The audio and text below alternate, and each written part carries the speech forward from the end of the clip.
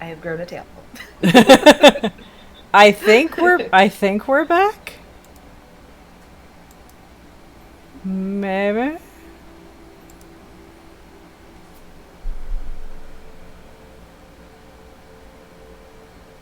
Okay. It says I'm streaming.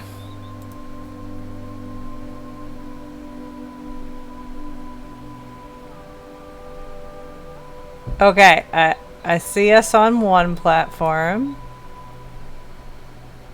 Okay, we're slowly coming back. Okay, I'm back on Mixer. Wonderful. Nobody cares about YouTube. Wonderful. Okay, so what was the last thing we heard? There's a... Okay, so the last thing that they heard was there's the idea that autistic people need to be geniuses in order to be useful in society. Which actually... Yeah. So my OBS just closed. It just decided it didn't want to do the thing anymore. So, that's fun. all. Okay, so,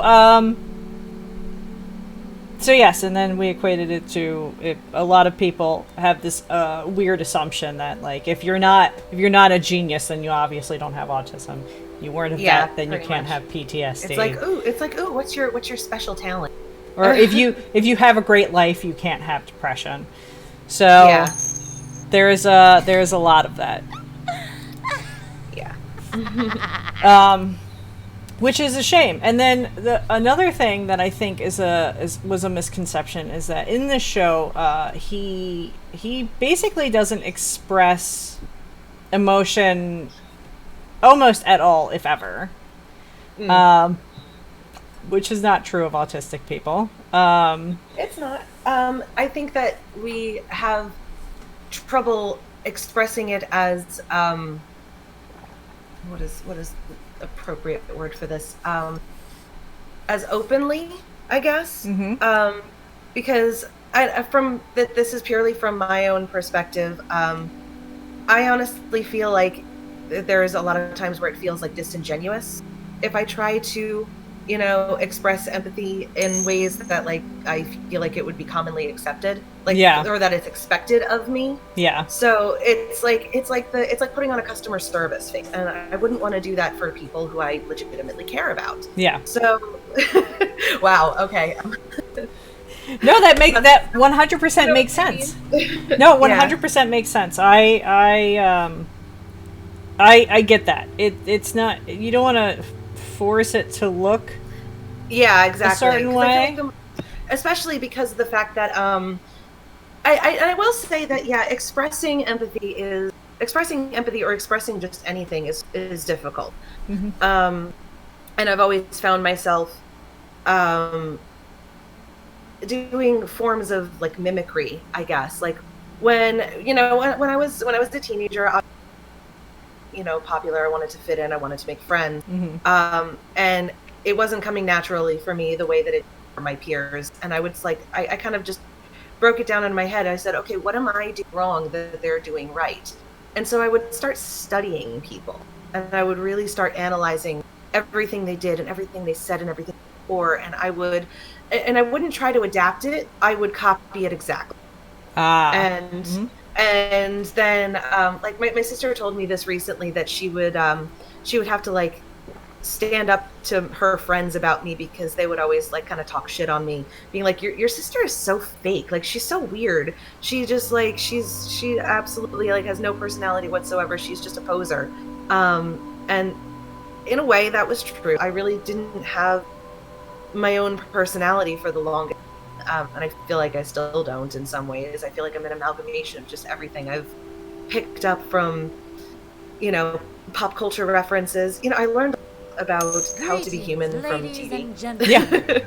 And a lot of there's weird, obscure pop culture references that I'm just kind of like parroting, and so it is. It's like it's really hard to express oneself genuinely. Yes. When you're autistic.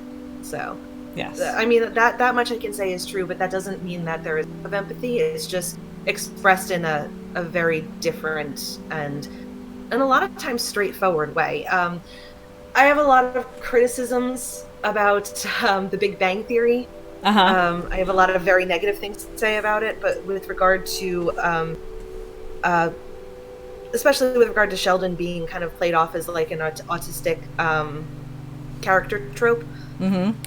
I feel like they've nailed it a couple times. Like for every time that they've like really nailed it on the head, they've botched it about 12. Yeah. One of the things that they really fucking nailed though was his little quirk where like somebody around him is hurting, and he's just kind of like he wants to help, but he doesn't know how, and he just kind of goes over and pats them on the shoulder and goes, there, may I offer you a hot beverage? Yeah.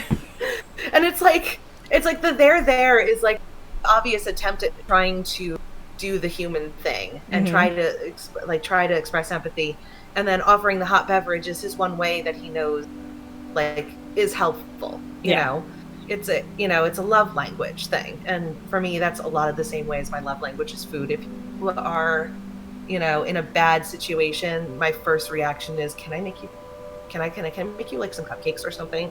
Can I get you a cup of coffee, please? My answer like, is yes. I don't know how to help, but let me feed you. I know that'll help for at least 10 seconds. Well, I again, and that's another thing that I'll put on media, unfortunately, is that we are shown at an early age how you are supposed to act in specific situations and stuff like that.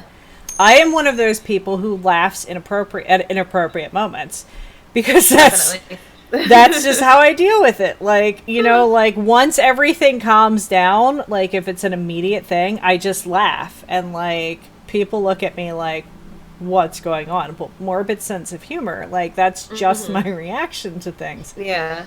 I don't necessarily cry when everybody else does. I just kind of like, I make a joke about it and I laugh and I move on. Yeah. So I think that a lot of times we get pushed into these like holes of like, this is how you're at a funeral, you have to cry. Mm-hmm. So I don't want to. There are social norms that we're expected to fill. Exactly. And, it's very commonly with autistic people, it's this inability to understand why those norms need to be the way they which is interesting because I was reading up on this recently.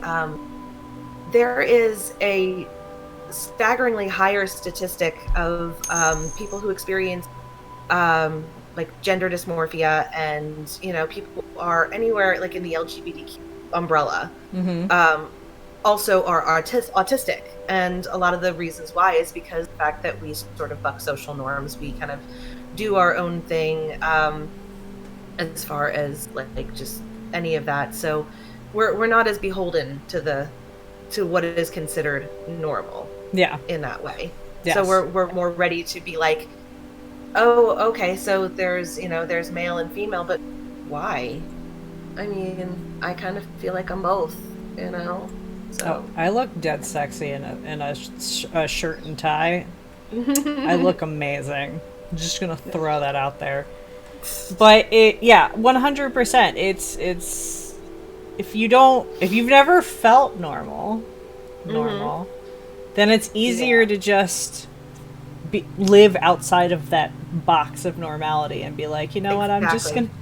Why can't I dye my hair every color? And why can't I pierce everything? Why can't I get the lakes tattooed across my back? There's no reason not to. Just other people think it's weird. But all the best people are weird, so that's all that matters. I'm trying to teach. That's one of the things we're trying to teach Lily. She goes, "You're weird," and I'm like, and that's great. And then she looks at me funny because she watches her YouTube shows, and she's like, "But you're weird," and that's cool. Weird is not a bad thing. No. Weird is a wonderful thing. And our culture is expanding so very much that like weird is becoming sort of a subjective thing now, because the world is opening up so much more, and we're experiencing so many more different diverse types of people. So it's becoming less and less weird to be weird, kind of. Yes. We're just kind of understanding that like what we consider normal is just kind of what we, what's in our little bubble here. Yes, and that's extremely exciting because we have the neurotypical world is starting to slowly crumble away, very lightly. Because, everybody else is sort of like, hey, we're here and we're building communities and we're talking, we're being more open, we're being more candid about these things, especially with regard to mental illness. I find that our generation in particular is more willing to talk about these things openly and be cavalier about, how we talk about it. Just being like, I was talking about this with my mother-in-law recently. So I had to skip out on a Christmas party because for some reason they had to have 3 Christmas parties this year with the family. It was just unreal. And I decided to skip out on one because I was going through a bad time and my depression was really kicking my ass that day. And I did not want to be around family. It just, for whatever reason, the idea of being around my family actually made me sadder than being alone. Yeah. So I told Doug, my husband, if it was all the same, I would just like stay home because we're going to be seeing them again in a couple days anyway before Christmas. So do we have to go to this party?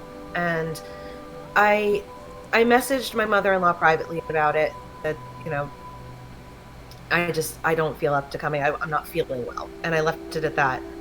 And then later on, I was talking to Doug about it and I'm like, I feel like I owe it to be honest. And the next time we all got together, I just very openly said, yeah, I'm sorry I missed out on the party. My depression was kicking my ass. Like I just said it straight out. I'm just like, I was really depressed that day and I just did not have it in me to come. Yeah. And apparently that was a very brave thing too. I got a validation for it. I'm like, okay. That's not what I was doing it for, but all right. But it's very confusing when people are like, you're so brave. And it's like, no, thanks, but reconsider. Like, you didn't see me stay in my bed and eat M&Ms and hide them from my child. So yeah, I wouldn't call that brave, but okay. Yeah. My laptop is draining battery really quick. I'm trying to figure out the logistics of plugging in. Okay. Well, if you want to, you know what? It's a great place for us to take a quick break. Okay. And you can do your plug-in thing, and I will refill my stuff, and we'll be right back. All right, sounds good.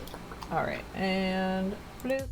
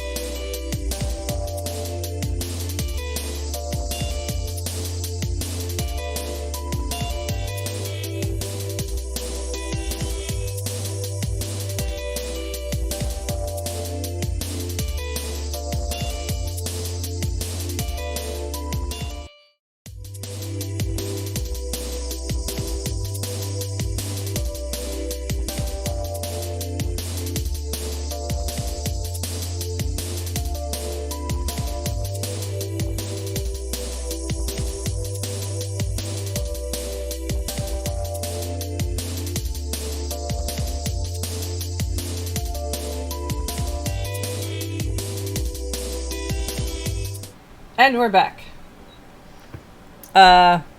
We we're gonna be back a little bit sooner, but Lily decided that she had to come say hi, which she does.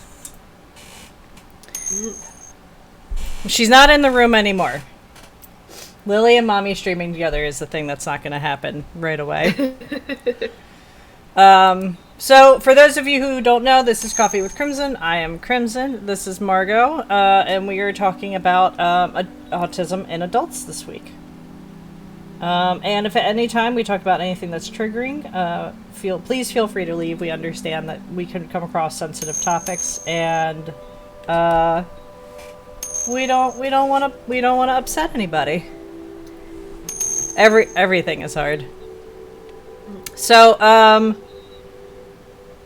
the next on the list for things was, how does this affect your daily life? From somebody who is neurotypical. That's a loaded question. It's a loaded question. So yeah, because it's a lot. So for one thing, and it ties in a lot with the subject matter for your podcast. Is there are a lot of mental illness disorders that are connected with autism, namely the most common one being just generalized anxiety disorder, because of the fact that how do I sorry, give me no, you're good, take your time. So a lot of the big thing with autism is just sensory issues. The way that I kind of put it into just a very ballpark way of describing it is, the world is just up to 11 for most autistic people. It's just everything's a little bit louder, a little bit brighter, and depending on certain stress levels and things like that, those start to tweak a lot higher, and you get sensory overload, and that tests your anxiety a lot, and so you're prone to meltdowns, you're prone to just panic attacks and feeling like everything is just too much. Yeah. So anxiety is a huge thing in my life. I want to say lately it's gotten a lot better, because I've been seeking interestingly enough physical therapy, and what I've been going through with my physical therapy, the back injury that I had, that evolved into seeing an acupuncturist, and the acupuncturist was helping me out with that, and among other things, my anxiety disorder. And I found that just going for that and just finding a moment of zen, so to speak, was able to just really help me balance out. I've also been seeing a nutritionist. We were talking about that a little bit during the break. And my diet's changed a lot, and I do think that that's had a factor because of the way I'm eating. My cat just had a zoomy. But it's also there are a lot of digestive disorders that are comorbid with autism, which I find is very interesting. But learning how to manage that, there a lot of people who are autistic are on certain diets, particularly gluten-free, because there was a lot of speculation that the protein for gluten was affecting brain function. Okay. And was causing sensory things and just very standard brain functions, I guess, to be kind of clouded. Okay. But celiac disease is very common with autistic people, and it's they're still trying to figure out the correlation with that. Anxiety, depression. I was talking a little bit earlier about gender dysmorphia, but that's we're not going to call that a mental illness anymore. No. But just so there's a lot that kind of comes with it, or was prevalent in me, separate from the autism, but they play off each other. They play tennis. It's great. But yeah, specifically the sensory one is one that I kind of deal with a lot, just simply because I'll have days where I'll just wake up and everything is super, super loud. Like my husband will take a dish out of the cabinet, and like the sound of the dishes like hitting each other. I'm just like, and I just, it just kind of, everything is making me jump. Everything is making me twitch, and I just can't be outside. I need silence. I need even the silence thing. Yeah. Another one is one I'm still trying to figure out like the actual definition of it. Executive dysfunction disorder. So let me try to pull this up so I'm not saying this like talking about this in an incorrect, misconstrued kind of way. Okay. But my understanding of executive dysfunction is that it's a sort of it's sort of a behavioral and cognitive disorder where there is a disconnect between what your brain is telling you and what your body is capable of doing. Like your brain is saying, okay, it's time to do the thing, and your body is just kind of like trying to start a car, and the engine is turning, like it's kind of revving, it's turning, but it's not turning over, and you can't get the car to start. That's kind of what it is. It's just like feeling like there's a need to do something, and your brain is trying desperately to communicate to your body to do that, but your body is just not responding. Yeah. And that severely impedes my ability to adult in any capacity. And, some days are better than others, and there are hacks to it that I've been finding. People talk about how they hack it in the community. Haven't quite pinged on one that works too well for me, with the exception of when my anxiety kicks in about, oh my god, there's a deadline and I have to finish this thing now. Oh crap.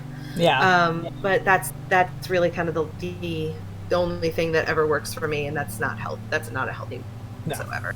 So but that's a really common thing, and it's it's very commonly misconstrued lazy, because people don't seem to understand that there is like a disconnect. It's not just I don't want to do this, that I physically cannot do the thing. Your brain's like, we need to clean the living room, and your body's like, no, we're gonna lay on the couch. That's what this is pretty much. And it's kind of horrible because it feels like you're trapped inside your body. You feel like you're just like slammed. It's like, come on, just get up and do the thing, and nothing is working. Yeah. And it really does. It breaks my heart like so much, because I know how like my husband, incredibly patient man. I don't know where he gets it from. But you know what I mean? Like I don't understand how one person can just be so just infinitely patient and forgiving and unconditional. But I can tell that this is something that is wearing away at him, because like I could, but I won't, take my computer and pan it across my bedroom right now and show you the just intense mess that is to my right now, of all of my, like about 80% clothing, which is in laundry bins, not folded, and I don't foresee myself folding it anytime soon. And it's just, and my dirty laundry is in a pile directly. I've got bins and bins of stuff, because I hesitate to call myself a hoarder. I'm not there yet, but I am sort of a magpie. I like to collect things, and I impulsively buy stuff a lot. So we have a lot of stuff, and I have a massive clutter, or hire Marie Kondo to get in my life and just completely unfuck it. But it's just, it's wearing down at him, because he's a very tidy person. He does live with this, but he is, trying to be understanding that this is not me being deliberate. This is not how I want to live my life. Yeah. It's something that I'm struggling to control. I made my husband yell at me. I 100% made my husband yell at me. I had my Monday and Tuesday were terrible mental health days for me. I got my period. My mental health is in the toilet, and he's like, these are his only 2 days off, and I just laid in bed for 2 days, and then the second Tuesday, like, I didn't fall asleep till 5 a.m. So I got and then I slept in a bit, and I went in and I was like, I'm so sorry. And he was like, it's fine. And I was like, no, it's not. And he was like, what do you want me to do? Tell you that you're a horrible wife and mother? And I'm like, yes. And he was like, not gonna happen. Yeah, Doug won't do that either. And it's like, just say mean things to me, please. I want to feel bad. Yeah. I've been, especially with regard to the fact that, oh my god, it's just, that this is something I need to get into. We want to have, we start a family, and trying to have kids when my life is this much of a mess is just unfathomable. But I've also been trying to get him to be more firm of a person, to like not be so like yeah, that's okay. you know what I mean? Like, he's very easygoing. He's very good at like I said, he has the patience of a saint. An incredibly, just easygoing person. And I worry a lot that he's going to, like, that's going to end up biting him in the ass with kids, and they're gonna fall all over. And I'm like, I kind of want him to be more firm with me in that way, and in that way, like, get himself to be more practiced in it when the time comes that he has to apply it to kids. Obviously not to be like a jerk dad, but yeah, to be to have authority, I guess. And yeah. It's probably not going to happen. Doug's going to be a giant teddy bear. He's going to be the biggest pushover. He's going to be the mean. I'm going to be the mean. Mm-hmm. And that's, yeah. Oh, that's another thing is another comorbid disorder is obsessive compulsive disorder. The emphasis on the obsessive. Yeah. Because, like what I was saying, the special interest thing, people just get like really zoned in on these things. And routine is, circling back to how this affects my everyday life, routine is super important. Mm-hmm. So when my routine is disrupted, or when something should be a certain way in my head, and it's not that way, it tends to cause me a lot of stress. My mom used to use this word on me all the time as a kid, me into a tantrum, for two reasons. She would call me unflexible. Mm-hmm. And first of all, I was mad because unflexible is not a word; it's inflexible. And like, even as like a 7 kid, like arguing with my mother, telling what words are and what words aren't. She. I was a very clever kid in that respect. But it was also just because, she would just kind of dismiss me as being inflexible without trying to understand why I wasn't being flexible about that circumstance. Like, what about the situation was causing me to not want to compromise? And so, and that's something I've been learning, like, that's a habit I've been breaking myself of, because it does cause a lot of unnecessary, just causes a lot of unnecessary strife for me, and for, when you live with somebody, and you remember that you have to take their feelings into account on things too. Yeah. I recount a story about like my most recent meltdown over being, having an inflexible, that Doug will never let me live down, because it was so just inconsequential and admittedly stupid. There was one day that I was trying to make dinner, and I had it,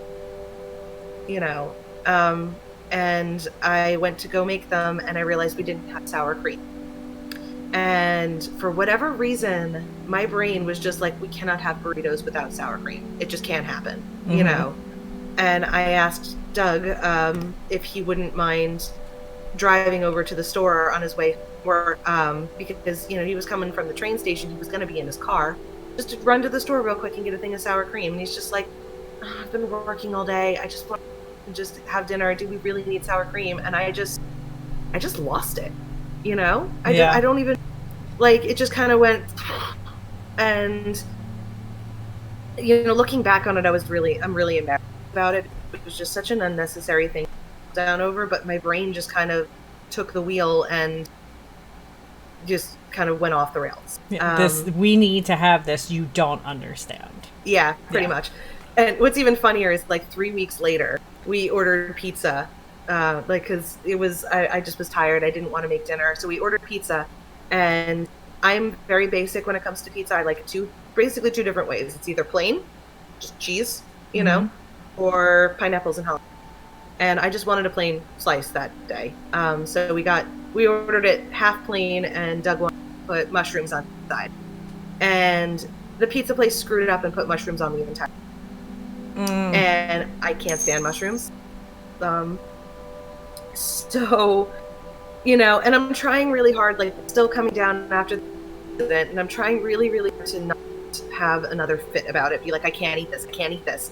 So I'm like, okay, it's okay. We'll just pick off the mushrooms. You can have more mushrooms inside. And I'm trying to pick it off, and like as I'm doing it, the cheese is just coming off with it, and it's coming like from bad to worse kind of thing.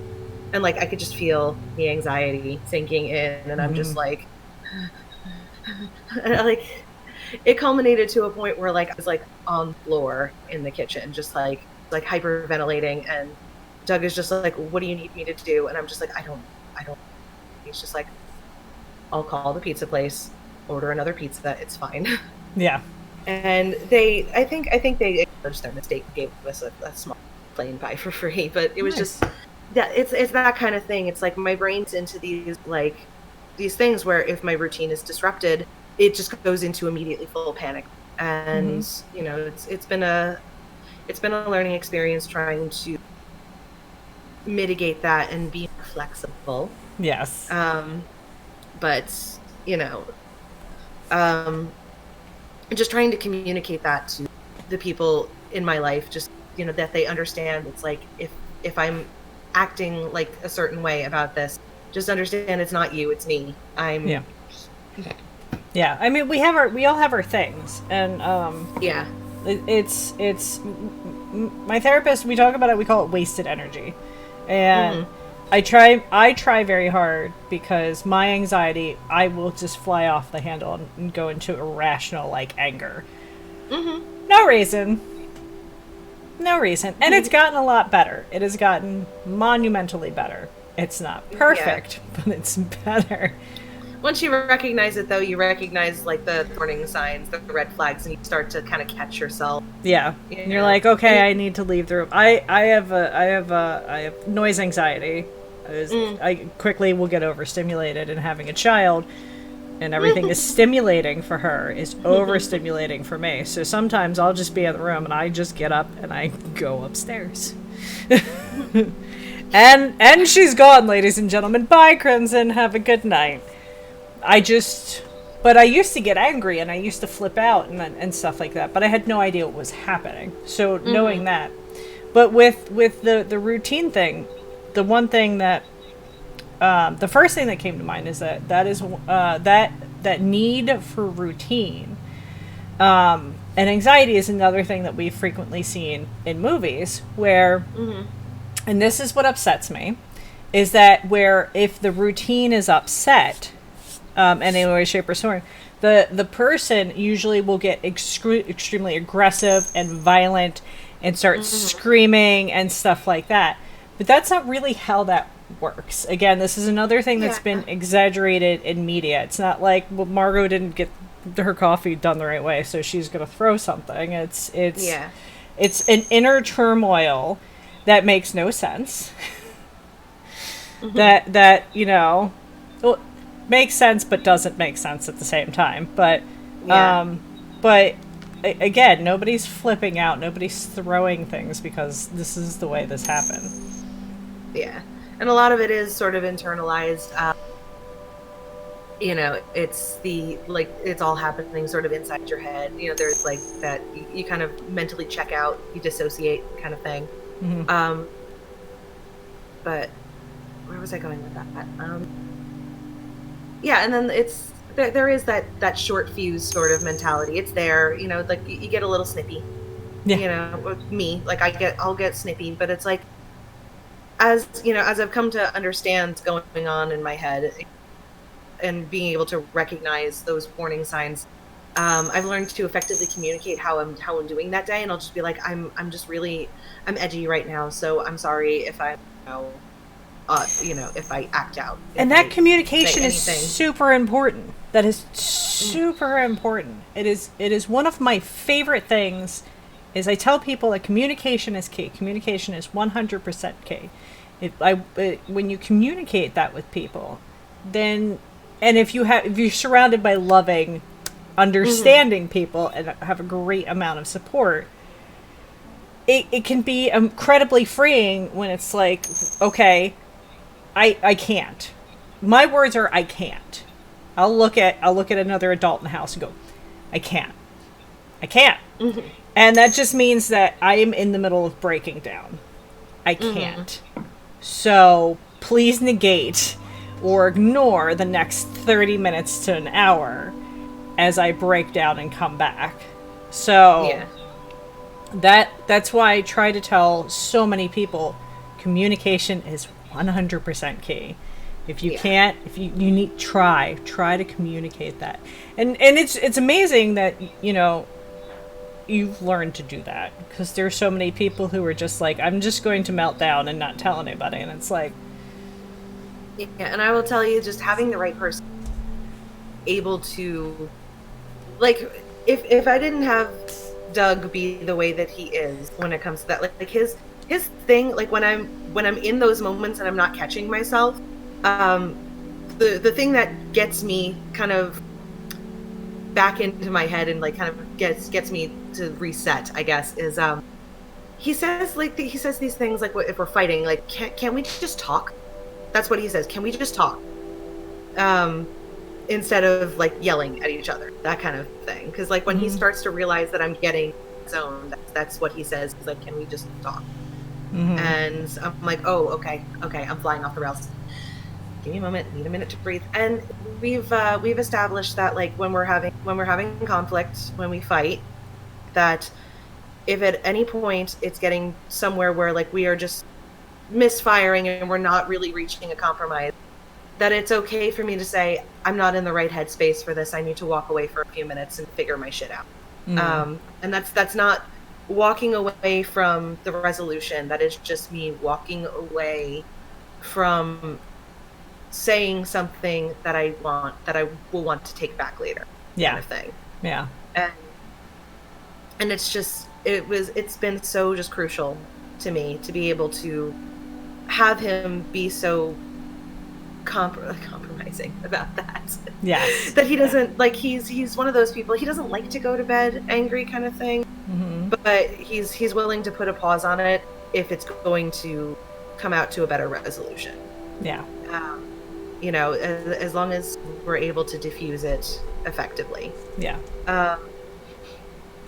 And so his understanding of how I deal with the situation, and his what he brings to the table, has been just an amazing resource for me to understand.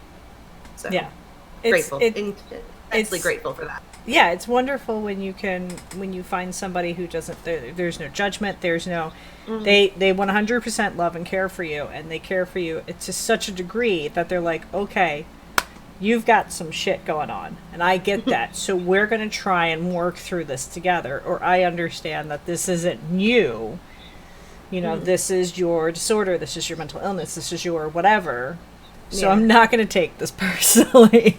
You know, and try and move on from there, because that is a big part of having a support, is having somebody who's like, all right, cool, I get it.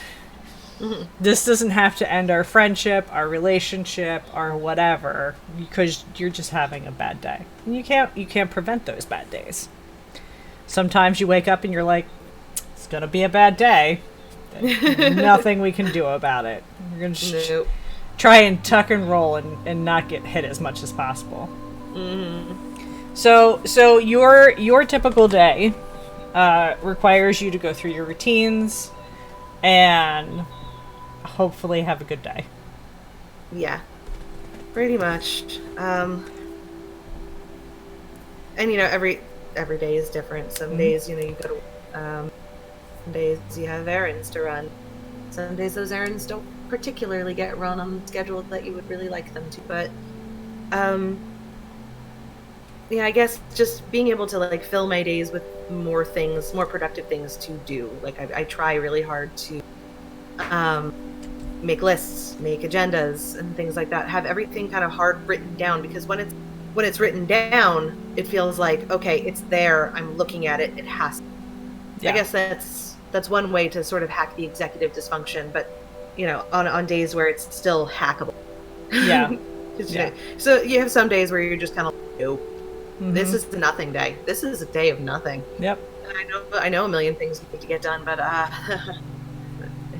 sorry, world ain't happening. Yeah. And that's self-care right there. That's sometimes you need to have those days. You need to have the days where it's just like, you know what? I know I promised I was getting a lot of stuff done today, but no, that's not happening. So we'll try again tomorrow. Yeah.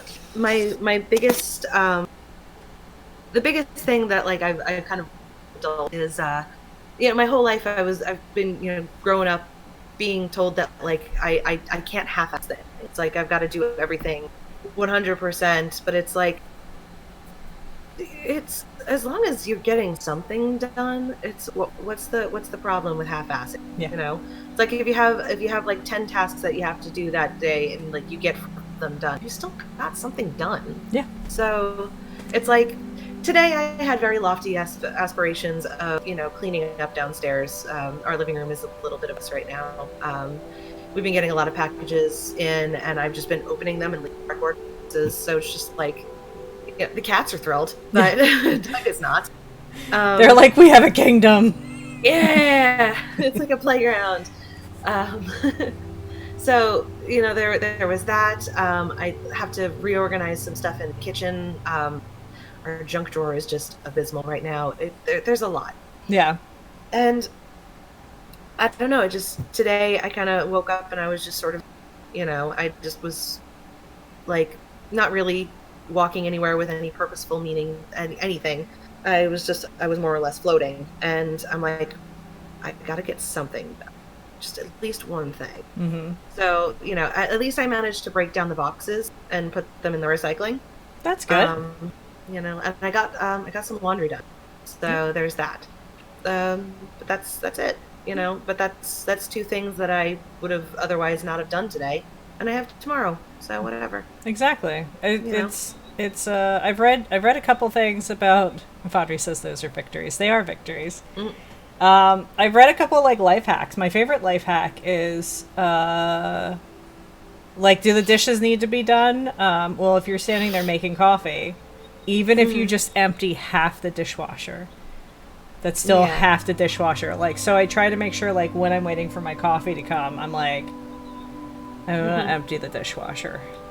Stuff like that. So it tiny baby steps, because that step is still a victory.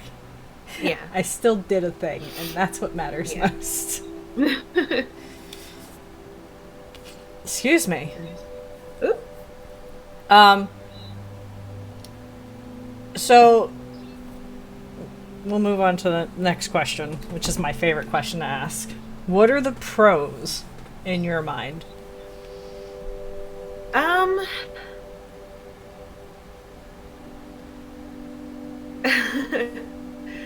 I guess like this is a hard one to like put together in my head. That's fine. Take your time. This is hard for everybody to ask. I say that everybody has a superpower. Every mental illness has a superpower. Every disorder. Yeah. You just have to think about it long enough. Yeah. Like I enjoy when I get passionate about things, when I get really into the special interest of the week kind of thing. Because that's another thing is like, some people have like a special interest that they'll cling to their whole life. Yeah. And then a lot of cases there's a special interest that like, you just get really, really, really, really, really into and get all up in it, and then suddenly drop it and there's something new and shiny and just kind of get really, really, really, really into it and just kind of like bring it out for all it's worth. And then special interest with ADHD. Yeah, exactly. And it's it's always really fun because like I kind of like that feeling of being an expert on something.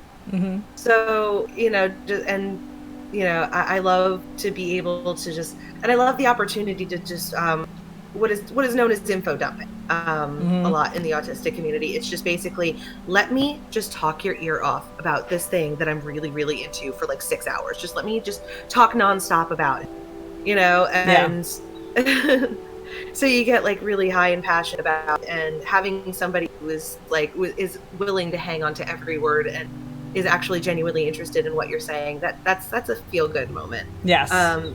Of course, part of being, a functioning adult society is making sure that you pause to consider that you are one person in a two conversation, and make sure that you're involving the other person.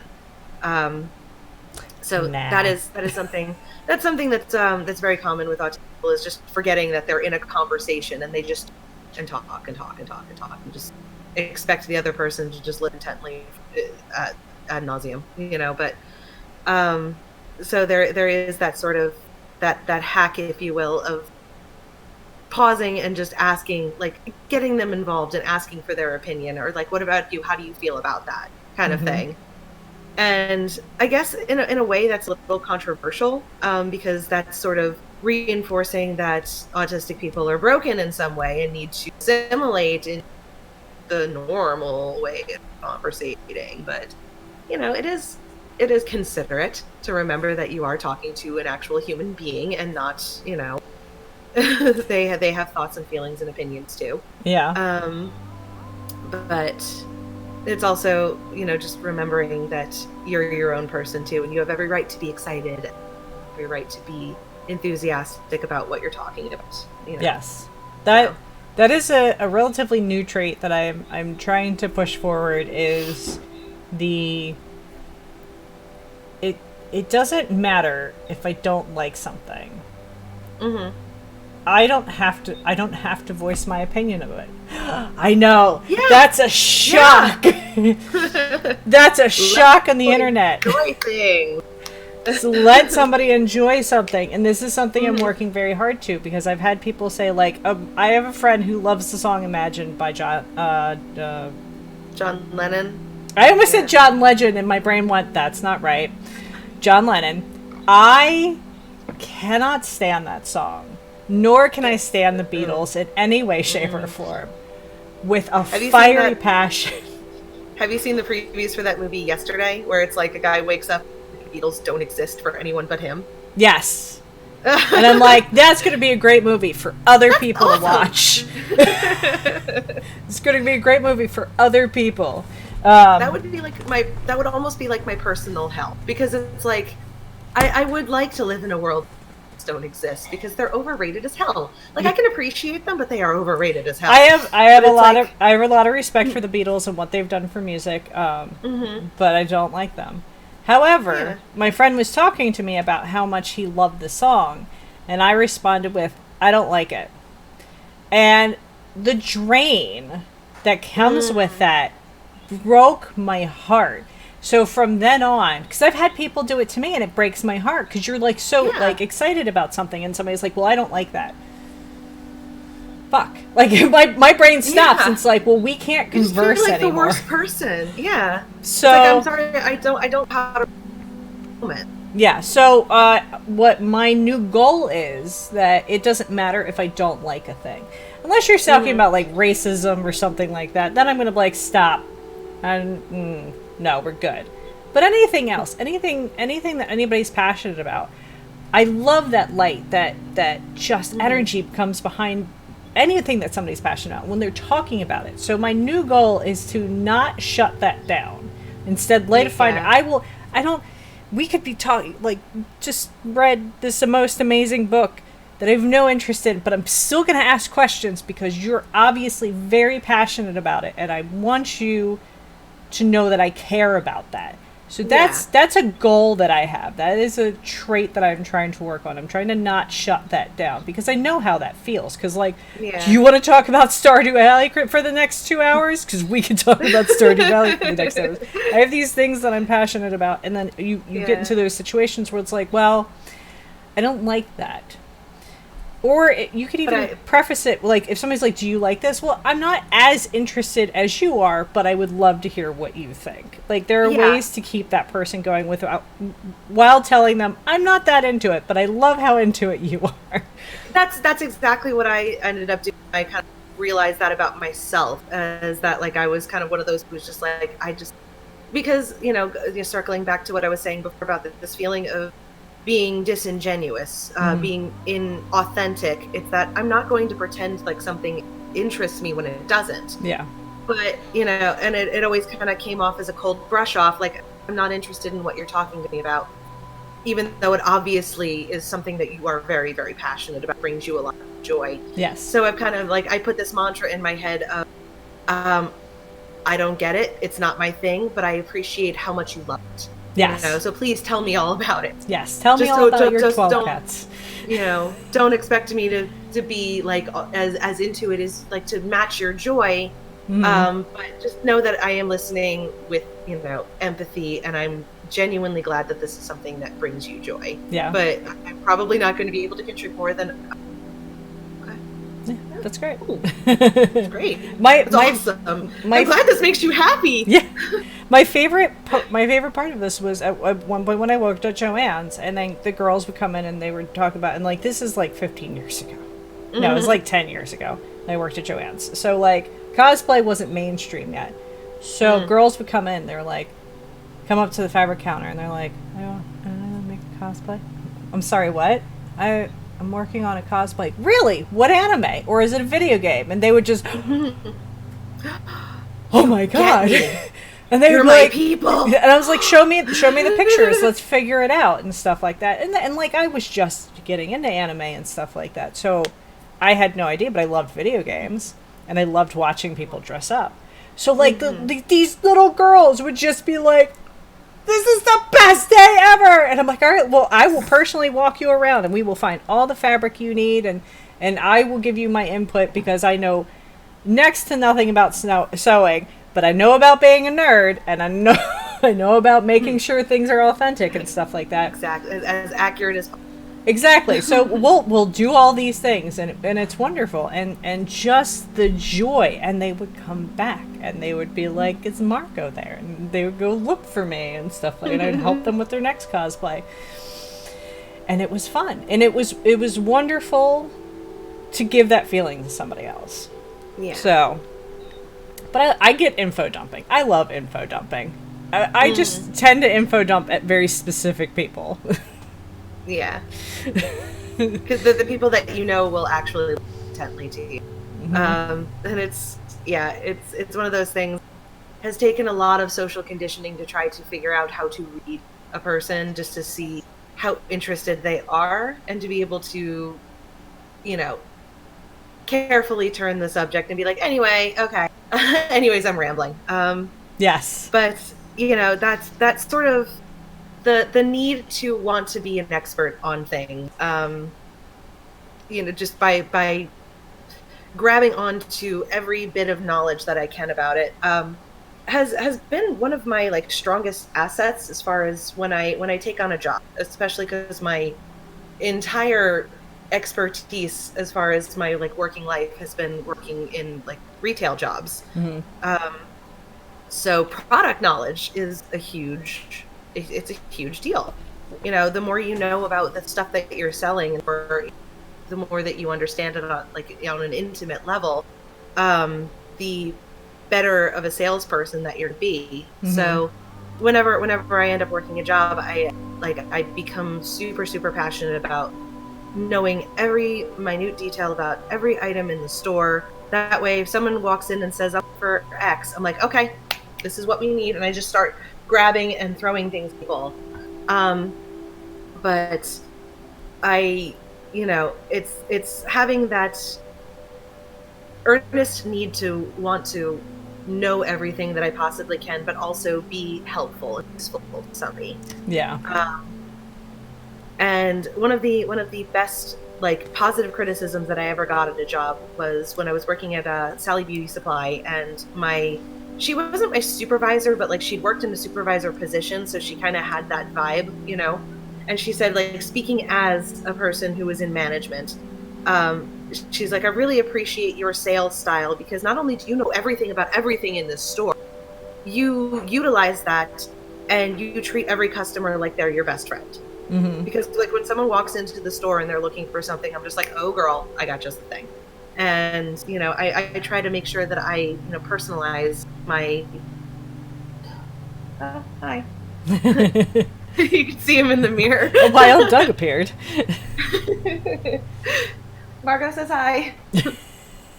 Both Margos say hi. That still is one of my favorite moments when I had introduced you to Alicia and Austin, and we went to Moe's, and every time Austin was like, "So Margot," and we both turned and looked at him. And he finally said, I think like the third or fourth time, he was like, Margot. And I'm like, which one, dude? And he was like, oh, I thought you were joking. Nope, here's my ID. It's true. We are both indeed Margos. Yes. We were both fabulous. But it was still, because our names are so unique, it's one of my favorite moments ever, because those are so rare for us. And I had another one where somebody was yelling, their daughter's name was Margot. They're like, Margot. And I went to the back of the store and I was like, can I help you? And she goes, no, why? And I'm like, because you're yelling my name. And she goes, oh, my daughter's name is Margot. I was like, oh, that makes so much more sense. And at that point, she was like the third Margot I had ever met. Third or fourth Margot I had ever met. That happened once while I was working. I was working with my friend, and so we had our booth and we had like this big wall set up, right? And I'm doing something against the wall, and I hear somebody, like the people who are in the booth behind us. I hear somebody saying, like in a very sweet, very like mommy voice, going, Margot, Margot, and I'm like, okay, I'm a little frightened. And I just kind of like, it was like one of those things, like in any circumstance, it would be incredibly, like in any circumstance, it's just very creepy to hear somebody very cooingly going, like calling your name out of nowhere. Mm-hmm. And I just kind of poke myself around the wall and I'm just like, hi. And like that was my first interaction with our buddies, I guess. Mm-hmm. And I'm just like, I couldn't help but, are you saying Margot? And I noticed that the woman is, like she's hovering over a, it's not a bassinet, it's a carrier, baby carrier. Uh-huh. And there's like a 4-month-old little infant in there. And she's like, yeah, I'm talking to my daughter. I'm just like, your daughter's name is Margot? Oh. And I like legitimately tearing up. I'm just like, that's the best day ever. Needless to say, they were our best friends. But it was just, I've met so few Margos in my life, and interestingly enough, they've all been kids, so the name is making a comeback. Yes. I'm coming across, in the past 10 years or so, I've come across several children named Margot, and I'm like, yeah, and you always ask, is there a T? Yeah, with or without. And interestingly enough, the T is making a comeback, but I did meet an EAUX though. Oh, all those excessive.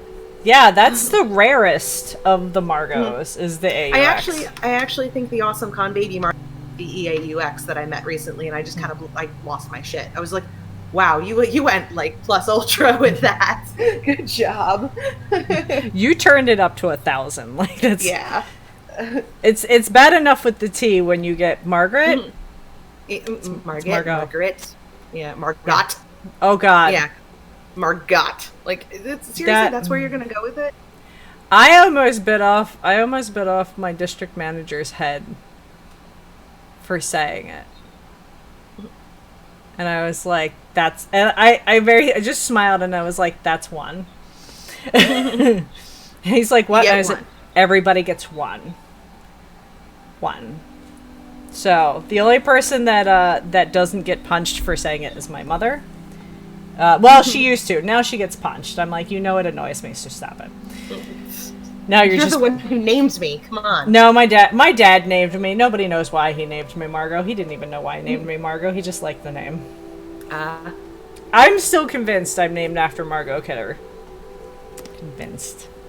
I'm trying to. I don't remember where my mom pulled Mark from, but originally I was supposed to be named Margaret, after my great grandmother. But because what it was is that originally my name was Maggie, because that was my great grandmother's nickname was Maggie. She was Margaret. But my mom thought that was too diminutive of a name to be, my legal name. Yes. So they were trying to compromise. They thought about Margaret, and they said that was just too, I don't want to say old fashioned, but it was just like they weren't sure if they liked it or not thing. Yeah. So then Margot came on their radar, and like, well, Maggie can for Margot, so that.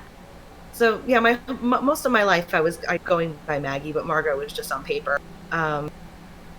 And it was always sort of, you get jokes like the Maggie May thing, and that always got again. Or just, any of that. Yeah. So like after some point I stopped, correcting people, and I embraced, because that was another thing, was like, what kind of name go growing up, that whole, because it's such an uncommon name, when I was going to school with like 1,000 Jessicas and 1,000 Bobbies, whatever common name, I don't even.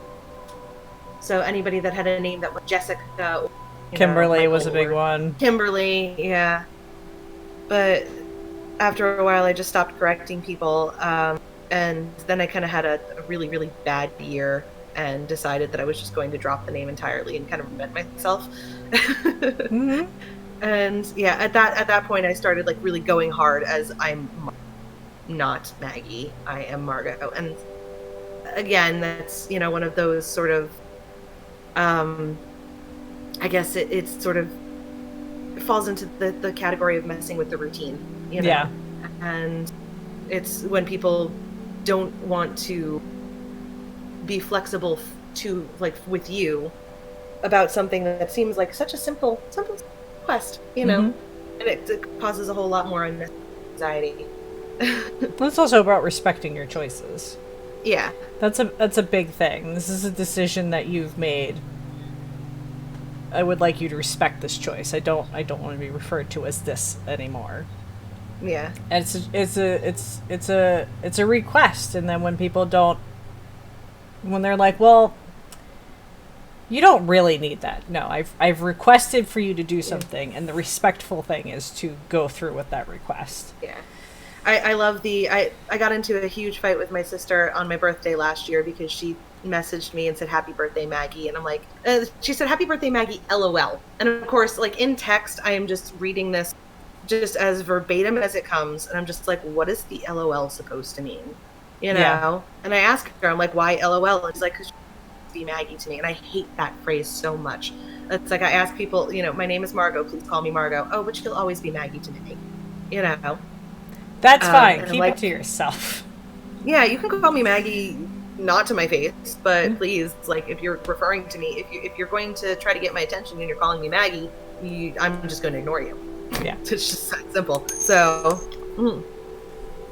but, it's just whatever.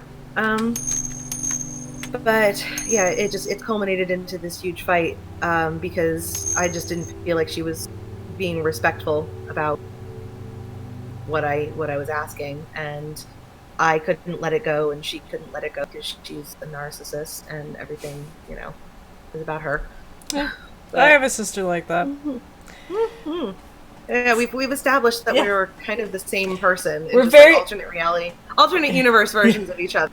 Just unfortunately on the same universe. We don't know how that happened. Fortunately. Wormhole. Yeah. Yeah. But yes, we are extremely similar in many degrees, which I find hilarious because there are many times where like Vonry was like, "You've got to meet Margot," and it was just hilarious because you stopped working at the job that I started working at within like a month. I was unceremoniously fired from it. Yes, I heard because I had to have my gallbladder That was awesome. And I also had my gallbladder removed, but mine was removed like 4 years ago. 4-ish? 3-4 years ago, something like that. Okay. So mine was out first. Yeah, yours was out first, but I'm older, so that's what matters. By how much? Wait. How old are you? I turned 38 this year. Oh, okay. All right. Yeah. So you're not that much younger than me, but right? I'm 32. Yeah. Okay. We're in the same decade. Which... Yeah, we're at least there. But there is a cusp, like a generational cusp there that like there, but Yeah. Well, I actually remember the 80s, unfortunately. Unfortunately, great music, terrible fashion sense. Terrible. I like the 80s fashion sometimes. Like, some of the stuff is really cute. Yeah, not the shit that my sister wore. 100% not. So not like a scrunchie coming on top of your head with like a high. No, she had the big hair. The hairspray, big giant hair that like she could have caught on fire if you smoked too close to her. So anyway, now that we knew that we both have ADHD, we knew that was going to happen. What do you think are the distinct cons of having autism? A lot of the sensory processing is really rough for me because, like I said, there are days where everything is amped up to 11 and I just can't process anything. I find the best analogy that I can come up with is that, and this is not uncommon as I've discovered. I found a lot of people were like, "Oh my god, what do you do about this?" Is my brain is a beehive, basically. And it's full of bees, just covered in bees. But and on some days those bees are nice and calm, just like a nice little. There's always going to be like a noise. There's always going to be a hum. It's always there. And on some days that hum is very calm and it's very soothing, and it's just I am able to function without really any sort of disturbance. In a lot of ways, it's stimulating for me because it's a calming sort of stimuli.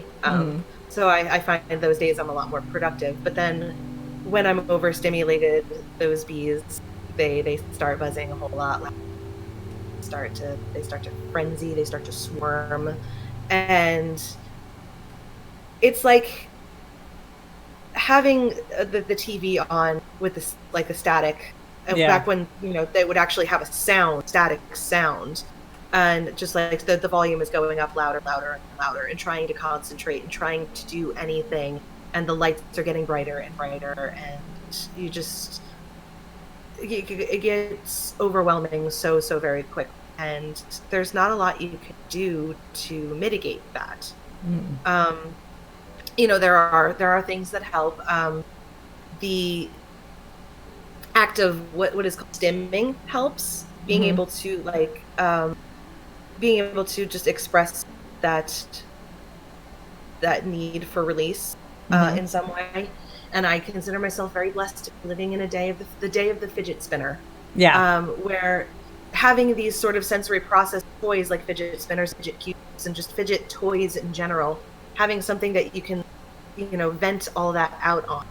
And even without it, like what I just did there, kind of like rubbing my knuckles together, flapping my hands, those are very common traits that people do as like sort of a physical stim to work through anxiety, work through the overstimulation of a moment, like when you feel like you can't process what's going on, you're not able to express or be able to talk.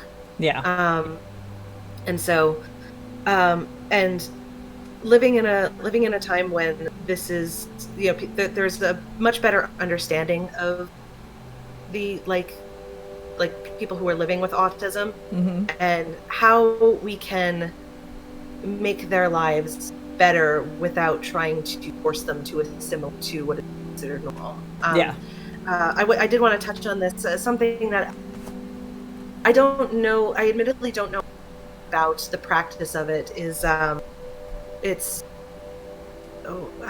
called ABA, and I'm trying to find what that actually stands for. It's applied behavioral, or like applied behavioral therapy, and it's just basic applied behavioral analysis. A positive reinforcement of desired behavior, the broad definition of it. Okay. To help autistic kids develop skills they're not acquiring naturally, reduce behaviors that are harmful to them, like self-injury.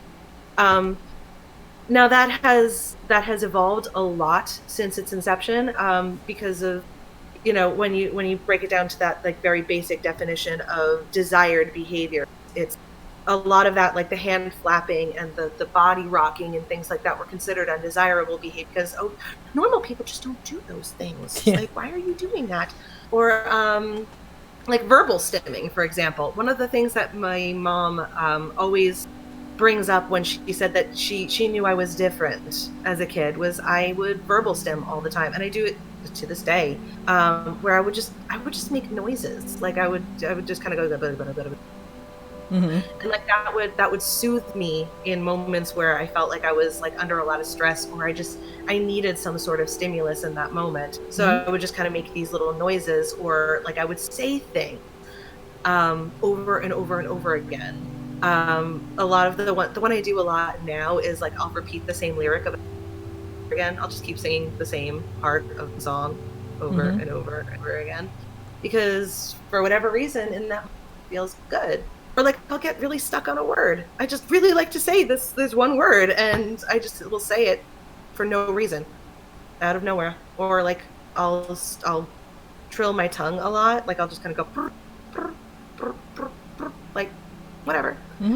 But these are behaviors that are considered annoying, and so it used to be that ABA would try to condition kids out of that, which would in turn internalize that need for release and cause way more stress. Like, and I understand the need to condition out like self-harming things, like hitting yourself or like slamming your head against a wall. A really, really common one that whatever reason autism moms and autism bring up is like, and this is a trigger warning for gross, playing with fecal matter is like a really common thing, like autistic kids to do. And that's obviously like that's a biohazard. That's obviously to be worked on. So it's ABA has been evolving, from my understanding, to be more about conditioning out the way more dangerous, like the traits that are like that, instead of forcing autistic people to internalize more helpful stim. That's one thing it's a very controversial topic in the autistic community, is like whether ABA is considered to be, and in a lot of cases it is, but the people who are working in that field, who are working with autistic kids, recognize, okay, what we're doing is actually harmful. How can so, and it's the fact that the autistic community is speaking up, and they're self-advocating a lot more, and being like, we have a voice, please listen to us. And so, and it's happening slowly but surely, but it's happening. But yeah, so just trying to figure out how to handle, being overstimulated and trying to be productive is, one con of it. Trying to roll with the punches as far as breaking, routine is another one. Dealing with burnout, which I am now starting to feel. And it's just like that feeling of like realizing that you're getting overstimulated and starting to feel like everything sort of just winding down. And that plays into the executive dysfunction thing. I came up with a really good analogy for it earlier. Like the executive dysfunction, the way that I experience it is, do you remember that movie from, like, if you've seen it, you do, Return to Oz? Never saw it. What?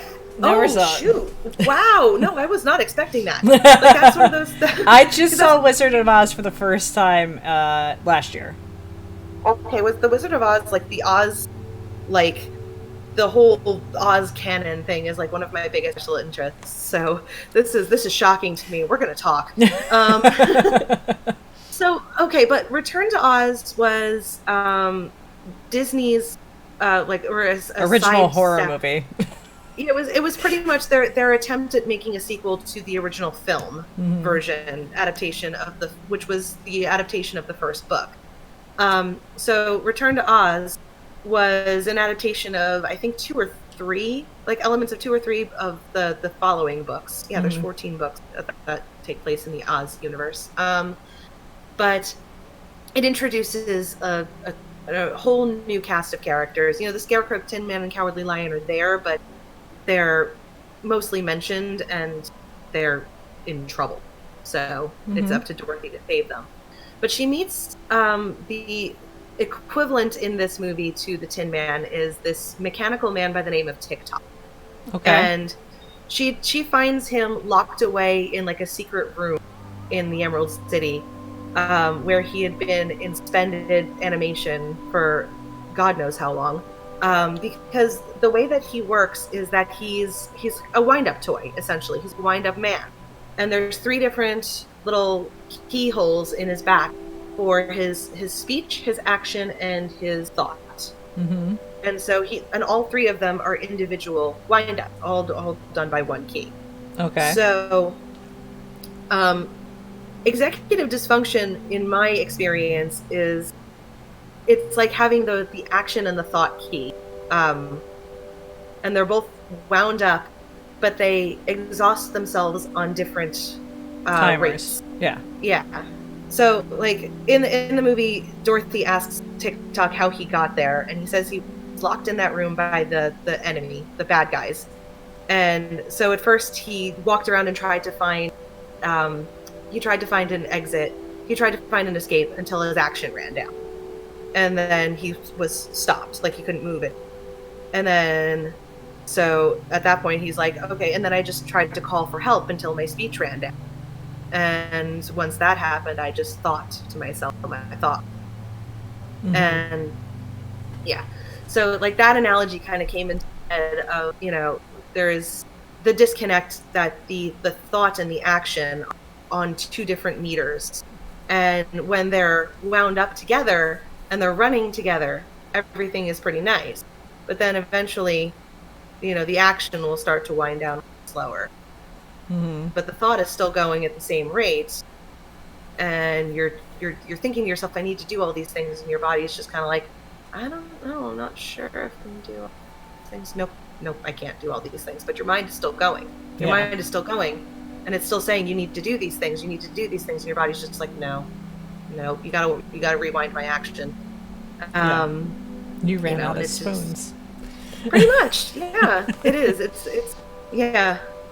But yeah, the battling of executive dysfunction and just trying to function as a functioning adult, you know, in that way, is a lot harder for me. And you know, when it all kind of pairs into the three, like some days are better than others, just by merit of how I'm able to process the world around me. Yeah. But yeah.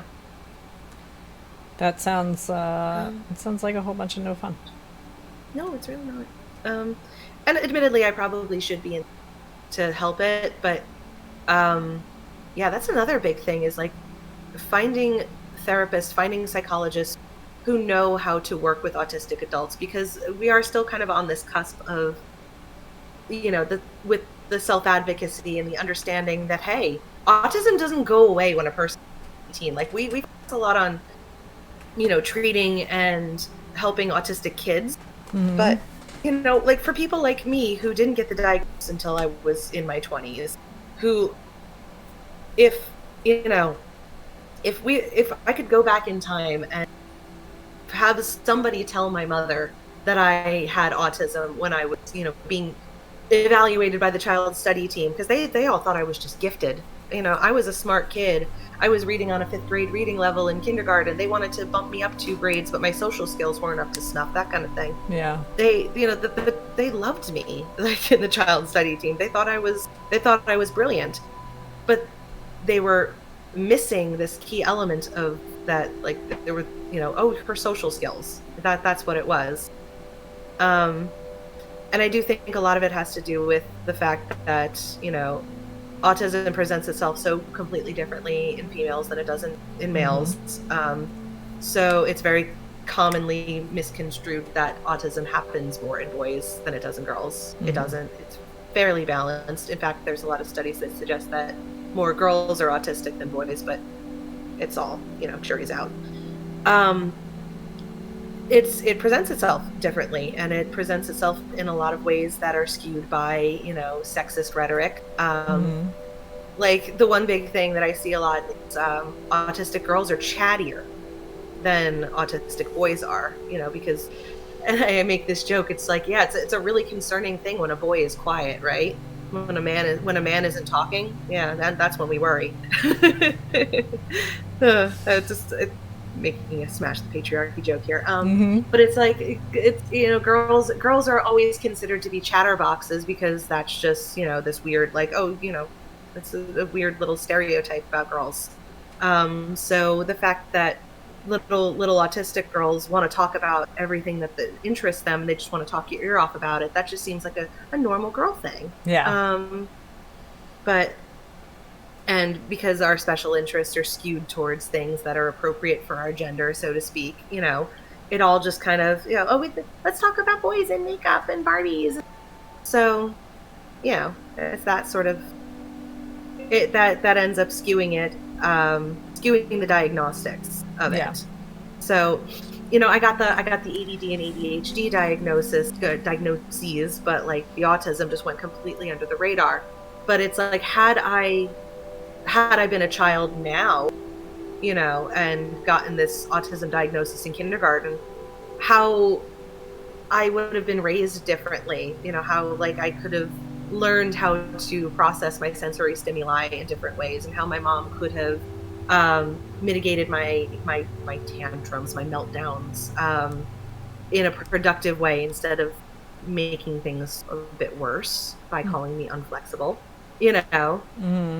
like, how different would I have grown up?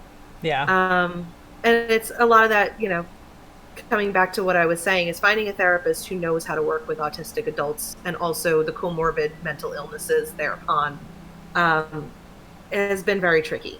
And I've gotten a couple recommendations. It's just, going forth and making that first step. Yes. I feel like that's hard for anybody who's dealing with mental to actually do. Yes. Because trying to find a therapist is like trying to go on a date. Trying to, set up a blind date with somebody. You just end up going through a lot of people that you find yourself woefully incompatible with. It's just frustrating and exhausting. And when you feel like you don't have enough energy to just get the normal things done throughout the day, let alone a therapist to help you, it's just... Yeah. I get exhausted just thinking about it. It took me one really bad year, and I think a year or two of telling people I was gonna find a therapist. And then I got really shooting star in my backyard lucky finding an amazing therapist, because I hate therapists with a passion. When I was a kid, I saw countless amounts of therapists, and misdiagnosed, mismedicated, miss everything with these people I couldn't care about, I wasn't connecting with. I hated it, absolutely hated it.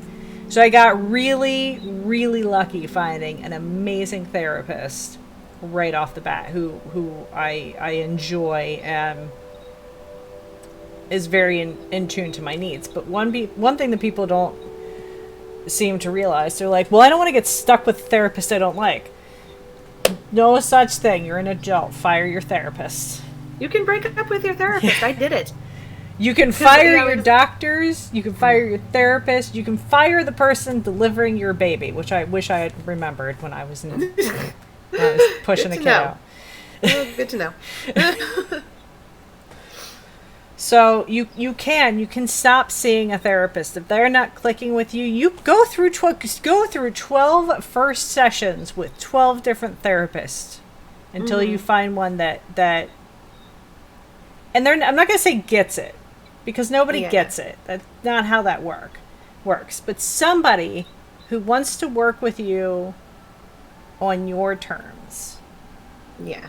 Because you're a hermit crab that's crawling out trying to find a shell.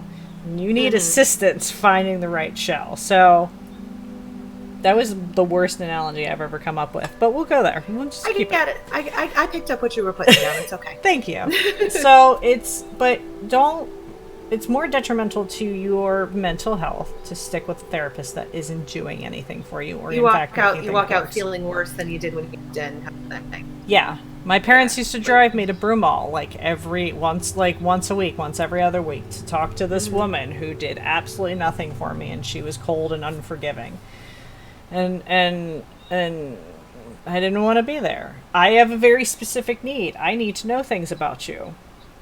I don't talk to anybody. I want to know things about you. If I'm supposed to trust you, you need to trust me. This is a two-way street. So I've only encountered 2 therapists in my 38 years. 2 therapists who actually were like, this is my life, and then say, how was your weekend? And they'll actually say, well, I did this, and we did this, and family did this, and this was great, and stuff like that. But for me, it's 100% a relationship that is built on trust. So as I said, I got shooting star in my backyard lucky that I found my current therapist, who I adore, and I tell everybody to go see. Even though I don't think she sees everybody, but I'm like, you should see my therapist. She's amazing. Yeah. But that's a big thing. People are like, oh, well, I'm stuck with my therapist. And I love driving this home. Just fire your therapist. I fired my doctor. It felt so good. Got me a new doctor. I love her. She's amazing. She hasn't mentioned my weight once. I love it. So I send everybody in the house now sees that doctor. That specific doctor. Actually, my roommate, he sees another doctor at the same practice, but I've met her. She's lovely. She didn't mention my weight once either while I was in there. Yeah. Not that I was in there for anything weight related, but everybody goes to see my doctor now. Vonry sees my doctor. Husband sees my doctor. I even take my mom to see my doctor because I can pull my doctor aside and say, look, you need to up some medication. It's really funny to me that our primary care doctor, I've gone to see them about all of these issues that I've been having, like all these health issues, and just asking for any sort of help with it. And, it is one of those things. It's like they keep bringing up, well, maybe if you lost some weight, please. I'm like, okay, yeah. That is something that I would like to do, absolutely, because, I am, not to say that I'm unhappy with my body, but I know that my weight gain is probably causing a lot of the problems that I'm having. Yeah. But it's not something that I want to focus on entirely, and it's not going to help my situation now. Yeah. If eventually I will wait and things will get better, sure. But I'm sick right now. Can we do something about right now? Yeah. But they were just kind of like, fat people or overweight people and women, and then you put those two together, and we are the most, well, you need to just lose some weight. You're just imagining that this is happening. That is the biggest thing. Hysterical. You're just hysterical. Yeah. Right? Yeah.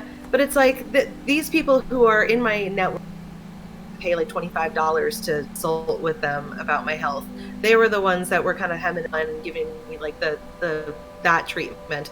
And then I start seeing a nutritionist who's out of network that I have to pay an arm and a leg to, consult with. And I tell him right out, I'm just like, I don't want the focus to be on weight loss. I know it, like, a healthier lifestyle is going to happen, of course, but I want the focus to be on me healthier and feeling better. Yeah. So can we focus on that, please? Please do not talk to me about weight. And of course it comes up, every time we follow up, he I step on the scale and he says, okay, so you've lost this X amount of pounds, but he breaks it down for me in a way that it's not like, you're not losing inches, you're not losing mass, you know what I mean? He's saying, but you're losing it from, okay, you lost water weight here and you lost muscle here, or you gained muscle here. Yeah. He explains it to me in a way that, it's more the way that it's affecting my overall health. And he's, I'm sure that if he could check my glycemic levels, that would be the big thing too. But yeah, like I made it clear right off the bat that I don't focus to be on like a weight loss goal. And he's been very respectful about that. And he doesn't talk about it. Mm-hmm. He brings up, okay, so since the last time we met, you've lost X pounds. That's great. Let's talk about what you're doing. Let's talk about, what we can do to make things go, even more smoothly. How do you feel? That's the most important thing he asks. How do you feel? Mm-hmm. And I'm mad that I'm paying so much money out of pocket for that because this guy gets it. Yeah. And the other ones that I, in my network don't. Yeah. So I really do just have to like fire our primary care and go forward that, but we'll see how it goes. Yeah. It's so hard. It's finding a new doctor is hard, and we definitely, we don't make it easy. But mm-hmm. It's my favorite thing is when they're like, well, what do you eat? And then I tell them and they're like, because I eat tiny amounts of food most of the time. Mm-hmm. I have a sugar addiction. I love sugar. I love my candy and I love my mm-hmm. chocolate and my ice cream. That is such the hardest thing to break for me is the sugar addiction. But yeah, when you find a breakthrough thing though, like I was telling you, the monk fruit sugar that I've been using, like that was the breakthrough. As soon as I changed that in my coffee, I was like, wow, okay, I can do this. Yeah. That's why I'm very eager to go buy it.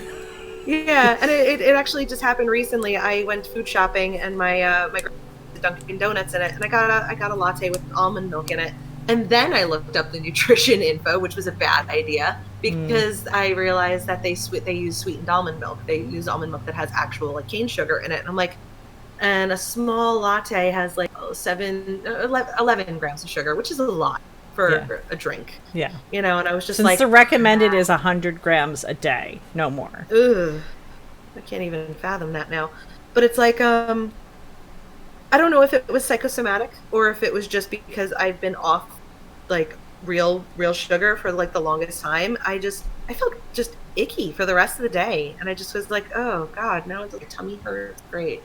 Just completely ruined my day. Yeah. No, I experienced this thing when I gave up soda. And then if we go out somewhere, and even if I eat something healthy versus eating fast food will make me feel gross. But having that soda, I come home and I crash and I feel tired and I don't want to do anything. And I'm like, man, imagine how much I would get done. No, no, that's a lie. How much I would get done? How much I would get done? How much I get done if I got rid of sugar? No, that's a lie. That is a plot hole that like, and the writer would, and my writer would be like, and then she got nothing done. Not how that works, but it's amazing how these subtle changes make you feel. Yeah. And then you're like, wow, I didn't realize that drinking a case of soda a week was giving me that many problems or stuff like that. I love people who are like, maybe you should cut out coffee. And I'm like, have you ever wanted to be skinned? That's a dangerous thing to say. Would you like to know what you look like without your skin? Because I could make it happen. Just give me a minute. But that was one thing that my nutritionist said when telling that we were trying to have eat is that I told him that, like, because my energy levels are key, I do live off a lot of caffeine, and he said caffeine affects your fertility a lot, so you might want to cut that out. And I'm just like, that thing. That's funny for you to say. That ain't happening. Yeah. I religiously drank coffee and I got pregnant. You can do it too. I mean, I did down to like I'll have 1 12-ounce coffee a day. Mm-hmm. Like I have like a little French press that's like 3 cups. So I have that, and I try to limit myself to that. I'm having a bad day. Yeah. But the way I see it, as long as I'm not 5 grams of caffeine, I'm doing okay. Yeah. And when I broke it down, I was like 250, 300 on my worst day. Yeah. So I'm like, okay, so this is probably not a factor. We're just gonna rule this out. I'm not gonna care. Yeah. But that's another thing too, is that I do find that there is a correlation between the sugar and the sensory stimuli too. Like I would go into like more sensory over if I put on sugar, and since I eased off of it, my anxiety level went down a lot more. My sensory overload has been a lot less frequent. So yeah, maybe there was, and also the wheat and the grains thing, maybe that was part of it too. I'm not saying that there's a direct correlation, but I am noting there's a difference there. Yeah. So that's, yeah. I mean, in food, Something. I was watching a thing about, there is a nutritionist who was talking about, like, our genetics tell us what food is best for us and what food is worse for us and stuff like that. Mm-hmm. When we're not rich, we can't pay for that genetic testing to be like, hey, what's my code breakdown? What does it say I should be eating? But it really is it could be something as simple as like your family just, doesn't do well on potatoes.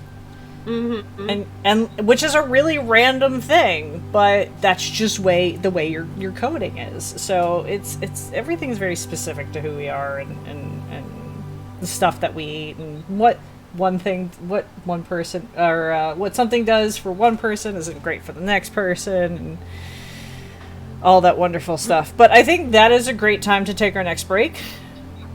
Sounds good. So I can go take my medication, and you guys hang out. Actually, stretch, go get some water, and we will be right back.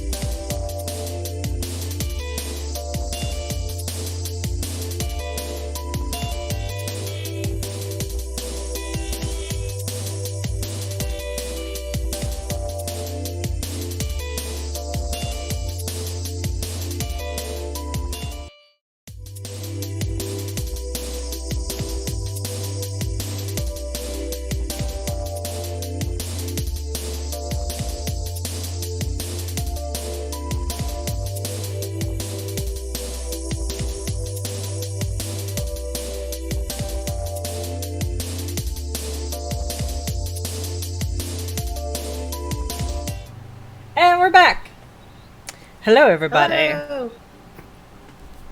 Um, okay. So, I made sure I had my list up. Uh, so I asked chat if they had any questions, and actually, I see a really good one from JT. What's the best thing that everyone needs to or should know about how to help you or make life easier for you? Um, the biggest thing is listening, really. I guess like the understanding that like that autistic people are here, and we have a voice, even though sometimes we can't always express that vocally. We do have a voice. We are, and we are aware, I guess. Like there's this misconception that like, that autistic people can't speak for themselves, that kind of whole, and that we're off in our own little world, kind of that mentality, and that we're not paying attention. There was this recent thing that I saw that somebody figured out a breakthrough to communicate with a person completely non um, and the family was under the assumption that they weren't listening, that they weren't, and they would like, talk about them in the room kind of thing, and like say like all sorts of critical things. And one of the things that like they asked, like, what is something you want? I heard everything. And just that was all it was. I heard everything. And yeah, that's just kind of the way that you got to look at it. It's like, just because we don't seem to be here in the same way that a neurotypical person is, we are, and we're listening, and we want you to listen too. Yeah. So, and it's like, if you want to advocate for us, listen to the groups that are advocating for the autistic people, for the families who have to deal with the autistic people. I did want to touch a little bit on autism at some point, and why they're essentially a hate group at this point. It's been getting a bit better because of the fact that they've been criticized harshly and so openly. But it was for, the longest time, it was all about the families of autistic people and helping them more than anything, more than advocating for actually autistic children and actually autistic adults. There was not a single autistic person on board. The main goal of the organization was to find a cure for autism instead of, working on making lives of autistic people easier. But it's all about like, just kind of bringing it down to a more personal, learning to listen and make accommodation and just being flexible. Yeah. Funny for me to say, be flexible. Yeah. Yeah. And like when somebody says like, this is too much, to recount a good example, there's a friend of mine who is a very loud, very strong personality. Like that kind of human being is just very overstimulating. She's very, very loud and very just. And we would butt heads a lot because she would just be way too much for me, and I didn't know how to process that, and I didn't know how to keep that effectively at the time. We were really good friends at school. So I would snap at her a lot, and I would get angry with her and just be like, just shut up. Or like, she would be we were all the type of people who would just break out into song, and like she would do it in such a way that would just grate on me. And I would get on her case and tell her to shut up all the time because she was just too much. And that was a failing on my part. I didn't know how to like express, but when I finally was able to communicate what was going on with me, and I was able to tell her this is why you get under my skin the way you do. So I'm going to rework how I express this, and I need you to understand that this is actually causing me pain, like actually causing me stress, anxiety, and you are a person with anxiety. You should know. So like, just please, like, if I ask you to tone it down. Just understand that I'm not doing it because I think you're a bad person. It's because you are just sensory overloading me right now, and I need you to. And she kind of gets it, but it is what it is. But I mean to say, like, just when somebody tells you that, like, something is overstimulating for them, listen, adapt the way that you can, and just be accommodating, and whatever you can, you can ask them, like, if there's anything they can do to help, just try to be as accommodating as possible. I think that's amazing life voice. Life advice. That's not what I said. That's amazing life advice in general. Just listening. Yeah. In general, or if you come into a situation, and I'll say this a lot, it's can be terrifying to talk about your disorders or your mental illness, your anxiety, or anything like that. So if you find like a friend is like particularly irritable or something like that, there's no reason you can't step aside and be like, hey, is there something you would like to talk about? Is there something we can talk about? I see you've been really irritable lately, because as much as there are people like us who are like, hey, I have autism, I have PTSD, I have anxiety, I have depression. Just because we're saying it doesn't mean everybody says it. So there are a lot of people out there who won't say it. They're scared to say it. They're not comfortable talking about it, whatever. So there's no reason to not come up to a person and, like, don't make assumptions, but like, hey, what's going on? Are you okay? Is everything okay? Is there anything I can do? Might make it easier for somebody who has a mental illness, who has a disorder, who is having trouble in general, to be like, yeah, it really bugs me when you play the music super loud when I'm in the car.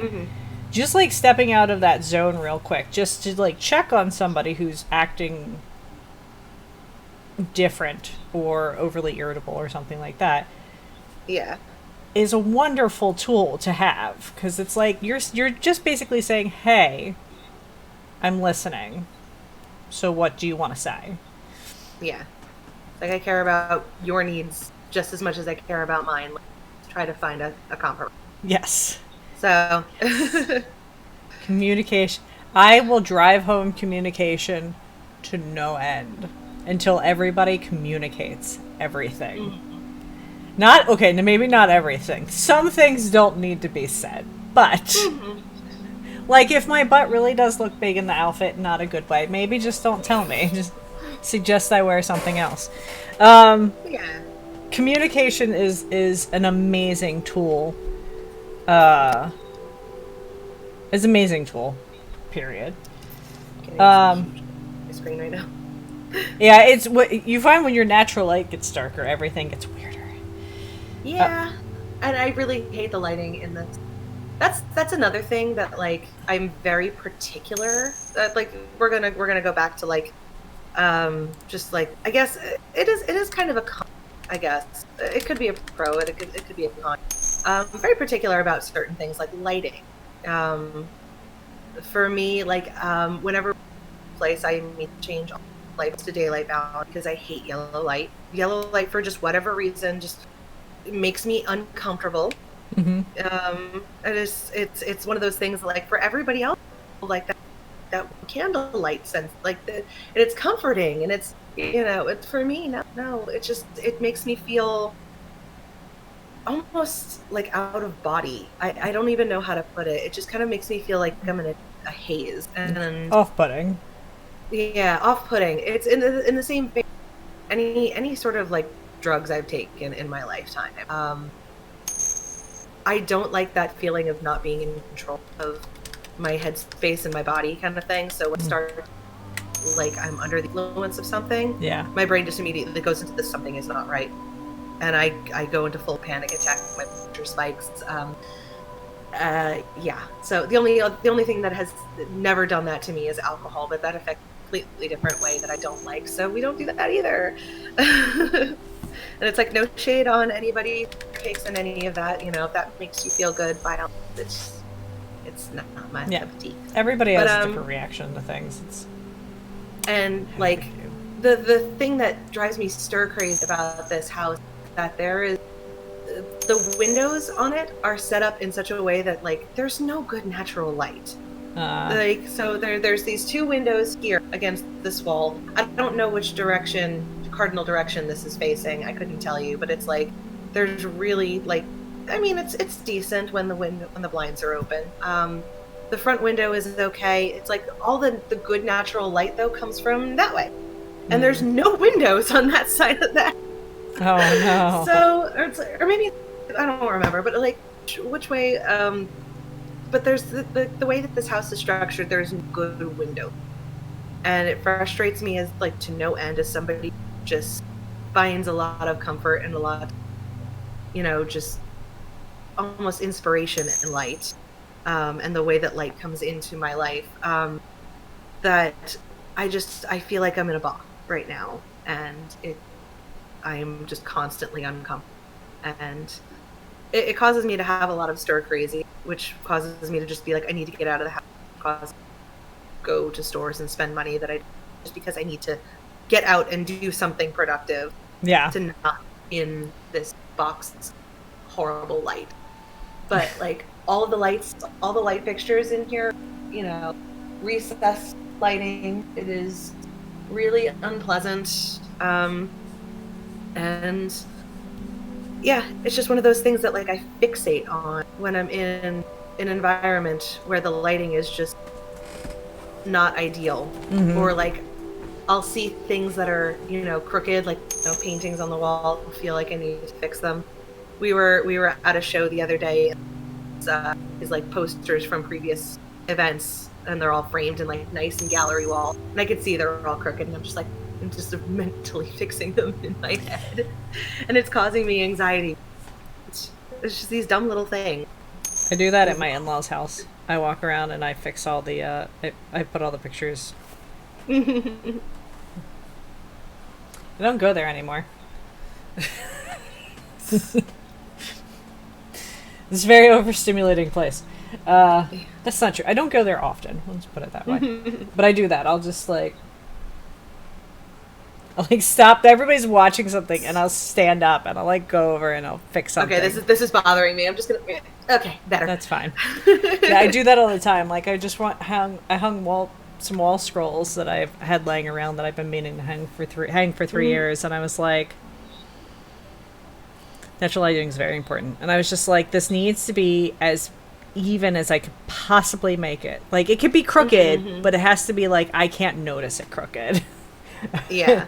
So or I'm too irritated with putting this up. It's fine if it's crooked, just a little bit. So there is no treatment for autism. Not particularly, no. I did touch a little bit on analysis, and that is controversial. But it's figuring out how to mitigate those impulses in ways that are productive and not self-harming. Figuring out how to manage the anxiety that comes with overstimulation. But it's mostly treating the comorbid illnesses that tend to come tacked on to the autism. Like the autism itself is just sort of, I like to call it it's like running a computer. So it's like, whereas most people are running on or Mac, autistic people are the Linux. And I pull Linux because Linux is like really oddball. It's one of those things that is very very specialized, from my understanding of it. I don't know too much about software that's Doug's wheelhouse, but my understanding of it is that Linux is a very specialized thing. That's a very kind of quirky thing, that not a lot of people understand. But when you get it, when it's your thing, it makes all the sense in the world. So, it's not a disorder per se. It's just a firing of the brain. It's a different way that the brain understands things. Very common trait of autistic people is that we tend to go about very common, very uncommon. So it's like thinking about it, like solving problems outside in an outside kind of way. Yeah. I would get a lot of or like the way I would solve math problems in high school, which I couldn't tell you how I would do it, but like I was very good at mental math. Like I would do all these things in my head, and when asked to show my work, I couldn't do it because there's no way that I could parse what's going on in my head to paper. Yeah. And there's no way that I could bullshit it either. Yeah. And so I would always lose a lot of points for not showing work, and my teachers would ask me, well, get the answer, and I don't know, I just did. Or just any sort of elements of solving. I will sometimes do them in ways that people are like, what are you doing it? Like, because it makes sense to me. And just because it doesn't make sense to you, we're still coming to a result. It's still going to happen. Maybe my way is a little bit more streamlined. It could end up being more of a more of effective strategy. Who knows? I don't know until I try it, but this seems right to me, so I'm going to do it this way. Mm-hmm. And it would always stress me out and frustrate me when teachers and my parents would be like, no, doing it wrong, you have to do it this way. Why? Like, why does it have to be this way if it makes more sense for me to do it my way? Yeah. Oh, because I'm going about it in a completely different way, that makes it wrong. That's not necessarily the case. And I don't know until after I've done it. Sometimes I'm like, in hindsight, it probably would have been to just do it this way, but it seemed like the way to do it at the time, and I really couldn't deviate from it. So it is what it is. We still ended up in the same result, so it doesn't matter. Yeah, it's also like one of those, for me, it's like a hindsight thing. Mm-hmm. Like, I'm gonna do it this way. Why? Because I want to. Because this is how my brain figured it out. And I do it this way. I'm like, and then I look back and I'm like, oh, it would have been easier if I did that instead of that. And so people are like, well, I told you so. Well, this isn't about you. This is about me. And now that I see that didn't work. Yeah. I feel like that's a commonality. My niece diagnosed. Hold on, you keep cutting out a little bit. Oh, sorry. I was fiddling with my headphone jack. That probably did it. My niece is 8 years old, and she just got diagnosed with ADHD. And she is... I make this joke all the time. I mean, this part isn't a joke. I am a power coach. But I make this joke all the time that I'm a power sister because she's always been kind of me. Like growing up, we never got along, and she always kind of makes it out that I was just like the worst to grow up with because I was so different from her, and she just, it was always just one of those things. She brings up all these stories about how just like all of that, and when she was pregnant with her first kid, she went off on one of her rants about it, and I pointed to her stomach and said, you know what, I've taken my first kid turned just like me despite you. And sure the fuck enough, she's very much her own. She's very much like my sister in a lot of her. Oh my god, this kid is like a me. Like she was blonde hair, blue eyed, just like me. Kind of has that same like face like I had. She's very quirky. She's very weird. She likes scary, like she likes spooky things. She loves being scared. Loves going to Fright Fest at Six Flags. Which is just hysterical to me because she's really into like the JoJo Siwa thing right now. So she's like all glitter and like high ponytails and humongous bows. She's all about her accessories, which like I was accessorizing like crazy. The kid and I still do. But like her personality is like me so much. She's just like all over the place and bouncing off the walls. She's ADHD as hell. But the reason I bring her up is because like we're talking about problem solving and going about things specific ways. So she recently turned 8 and her birthday sometimes falls. So I went over there to go, celebrate her birthday with her. And my mom was, and my sister's mother-in-law was other grandmother. And this woman is like one of those like just hard baby boomer types, And she's very conservative. We're not going to talk about that. Yeah. but she's also one of those people who's like believes in like that bootstraps sort of mentality, like hard and like knowing skills is like the most important thing. And she bought the child a sewing machine, and that's all well and good. It's like teach the child a skill. That's Yeah.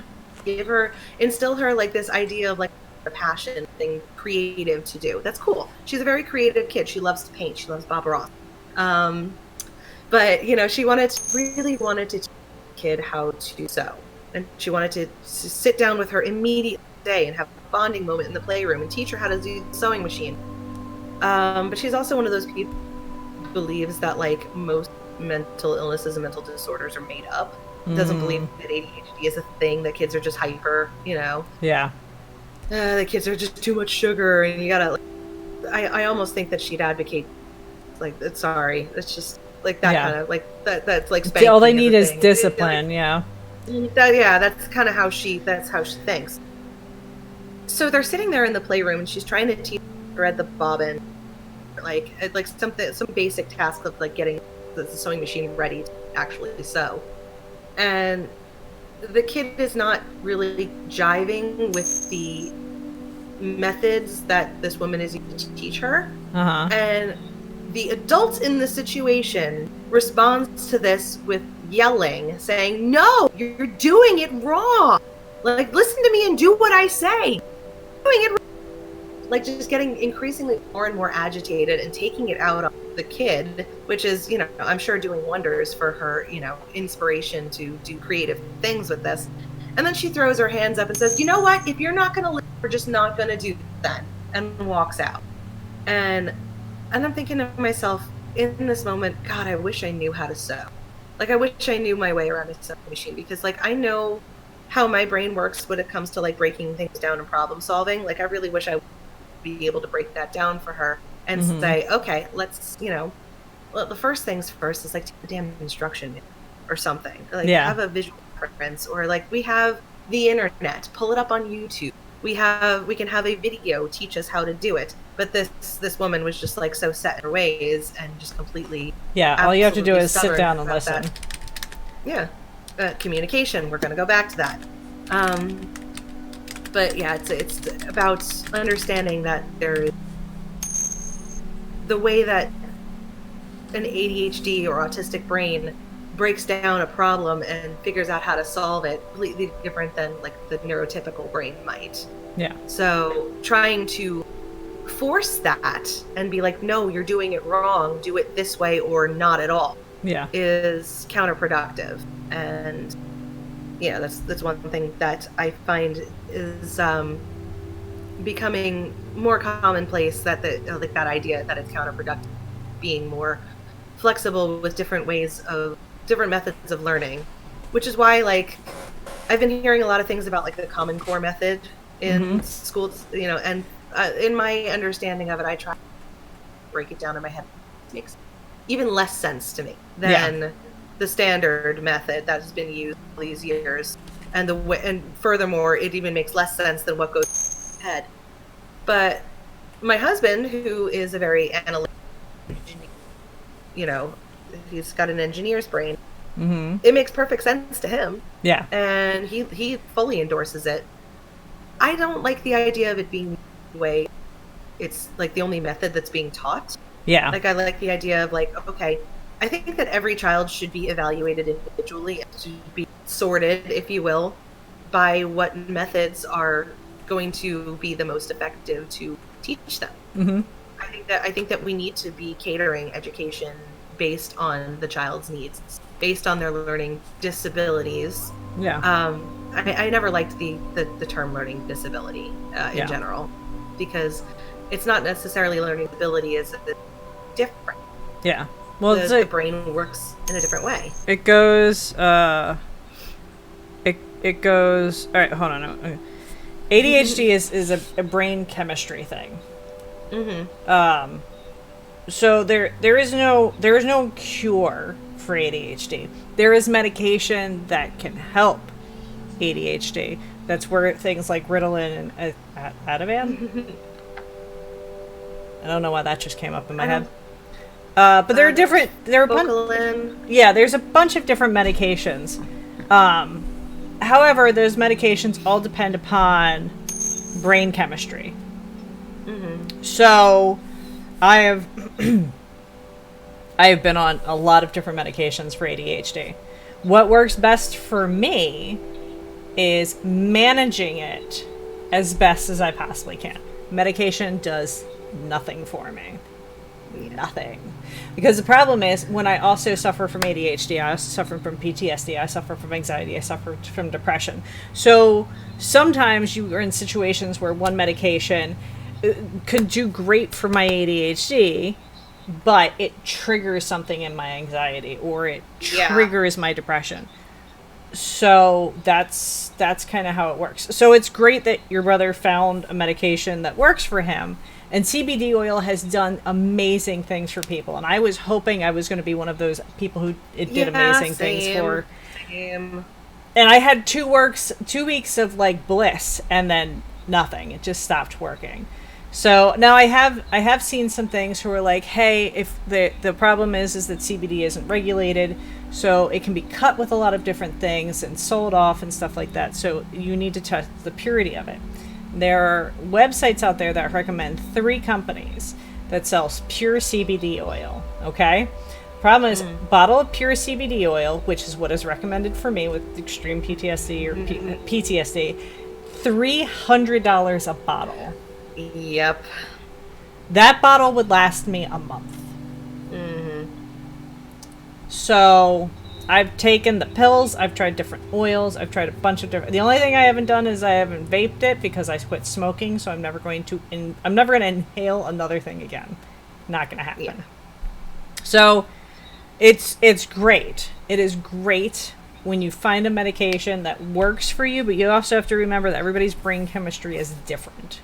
So what works for one person isn't necessarily going to work for another person, which is sad. It would be nice if there was one drug that was a cure-all. It's like, hey, this treats anxiety. I'm on buspirone, also known as Buspar. I love it. However, I cannot take anything for my allergies. It also increases my simulated motion sickness. And it gives me motion sickness to a degree. So I can't play certain games. I can't play Disney Adventures for very long. Walking in the park. I cannot play... I can never play a Fallout game. Ever. Oh. There's something with the mechanics of Fallout, and it's the only game... The first game that I ever noticed... both on and off the medication that made me so sick I threw up. I was trying to play Fallout 4. You fuck Fallout. It made me very sick too, even in third person. Yeah, Vonri, who suffers from motion sickness, couldn't play it, but I was getting sick playing it too because I think it's post having a child. I have simulated motion sickness. The problem is my medication ranks that up to 11. So after 2 hours of playing without my medication, my stomach's a little but on my medication, I want to throw up. So, but my medication works so well, I will never play a Fallout game. I'll watch people play it, that's fine. But that's just the handoff that I have to make. I also don't do I'm a depressed person. I don't do well on antidepressants. They actually cause me problems. Haiku said, Margot, you were cute as a button, by the way. So yeah, you just have to remember, like in situations, it's great to recommend something, and it's great that medications work, but you have to remember that they're not going to work for everybody. And my anxiety. Have you tried yoga? But have you tried yoga? Have you tried yoga though? I have. Essential oils. Essential oils. God. Oh, God, please stop. Or just like walking in the woods, man. Like, you don't need medication. Just that's my favorite. That's my favorite. You just need to go for a walk. Bitch, I went for a walk. I'm still panicking. It's not working. Now I'm panicking in the forest. Thank you. You don't need meds. Just go for a walk. Now I'm panicking at the disco. Thanks. Or like, or it. It's just it's hard. It's hard Yes. because you have to go through it. You have to experience it. I mean, I even tried a different anxiety med when I realized that the buspirone was making me nauseous. So I tried something different. The problem is, the new medication, the different medication somebody else put me on, made me so agitated. I was angry all the time. So it like ranked my anxiety up. And I was like, we're not going to do that anymore. My therapist said I was vibrating when I came into her office.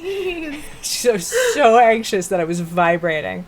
And so, yeah, so that's the thing. Try different medications, try different things. If you're interested in it, try different things, try new things, try wonderful things. But make sure you can afford it. Yeah.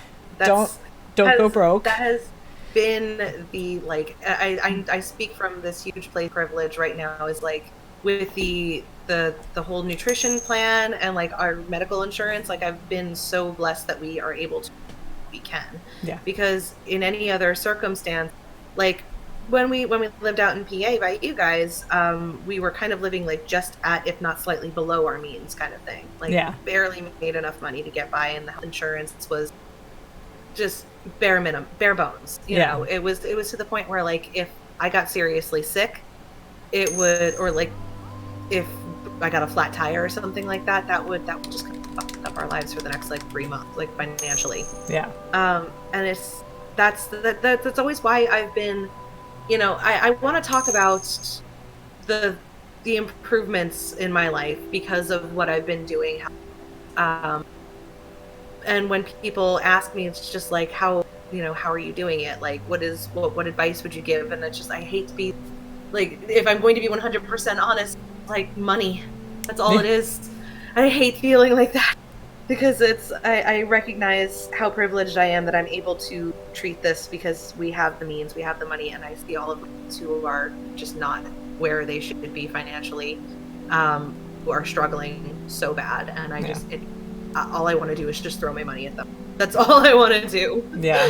And I mean, yeah, I wish more people thought that way, instead of like this what about meism culture that's very rampant in our country right now. Yeah. I do feel that's a lot the just the shift in advocacy, trying to put other people in your shoes and trying to have them understand that it's hard to push back against that when so many people have no idea how to experience that. Yeah. Or they only experience it from their own perspective, pushing back against the autism mommies who only want to talk about how hard it is to deal with when their kid is, you know, their kid is 4 years old and has never said I love you. It's like, I know that sounds really heartless of me to say, but it's like, your child can express love to you and not do it verbally, you know? And just because your kid hasn't verbally said I love to you doesn't mean that they fucking love you. Yeah. And we talked about that. We talked about that last week, because there was a hashtag going around, autism sucks. And it was moms. It was moms hashtagging it while showing videos of their kids having meltdowns. Mm-hmm. And I was very angry about that. Kinky was very angry about it, because the problem is that we don't know what, like, my first question was, because I am an informed adult, and 10 years ago, this wouldn't have been my question, but now my question was, okay, what triggered this event? Mm-hmm. Could you have stopped this? Could you have, did you miss, and she pointed out, did the parent miss the signs that this was happening? And then my next question is, why are you filming this instead of attempting to soothe your child? So I was angry and disgusted that moms were doing this, because also at the same time, it's hard for you. Sucks to be you. Okay, but what about them? you're making this about you, and their meltdown is nothing about you. It's Yeah. about them, and it's about their needs, and you're being a terrible fucking parent. Yeah. And so yes, autism sucks. I mean, Mm-hmm. in to the degree of you not being able to function in a way that you want to. It sucks because the world is not tailored to allow me to function in a way that is productive for me. It's, I live in a neuro, and I am forced to adapt to that as best as I can. But it's also, that world is changing, because of the fact that we are speaking up about it more, and they are slowly adapting to us. Yes. And at least it's happening. It's probably not going to be in any sort of fixed date in my lifetime, but I can.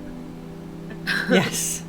But it's I just find myself being grateful for what little, you know, being grateful for the crumbs that I'm getting, worse kind of a thing. Yeah. Just yeah. Well, talking about like insurance and stuff. When I first started seeing my therapist, it was $60 a visit.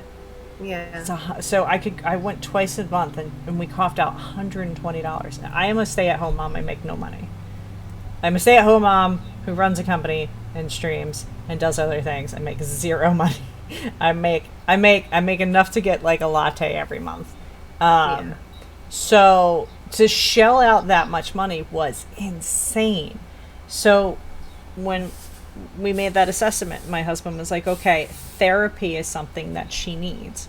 So even if it was that therapy says something at this point that said I need it. Okay, if this is what you want to do, this is so we changed. We had an insurance where now it's $20 a visit. But now I can go every week because it's only $20 a visit. He got on another insurance. Now we're paying absolutely nothing for my mental health. That's awesome. But we can only go see my primary care doctor 3 times a year. I was like, so I got to be really picky about my visits before you have to pay out of pocket.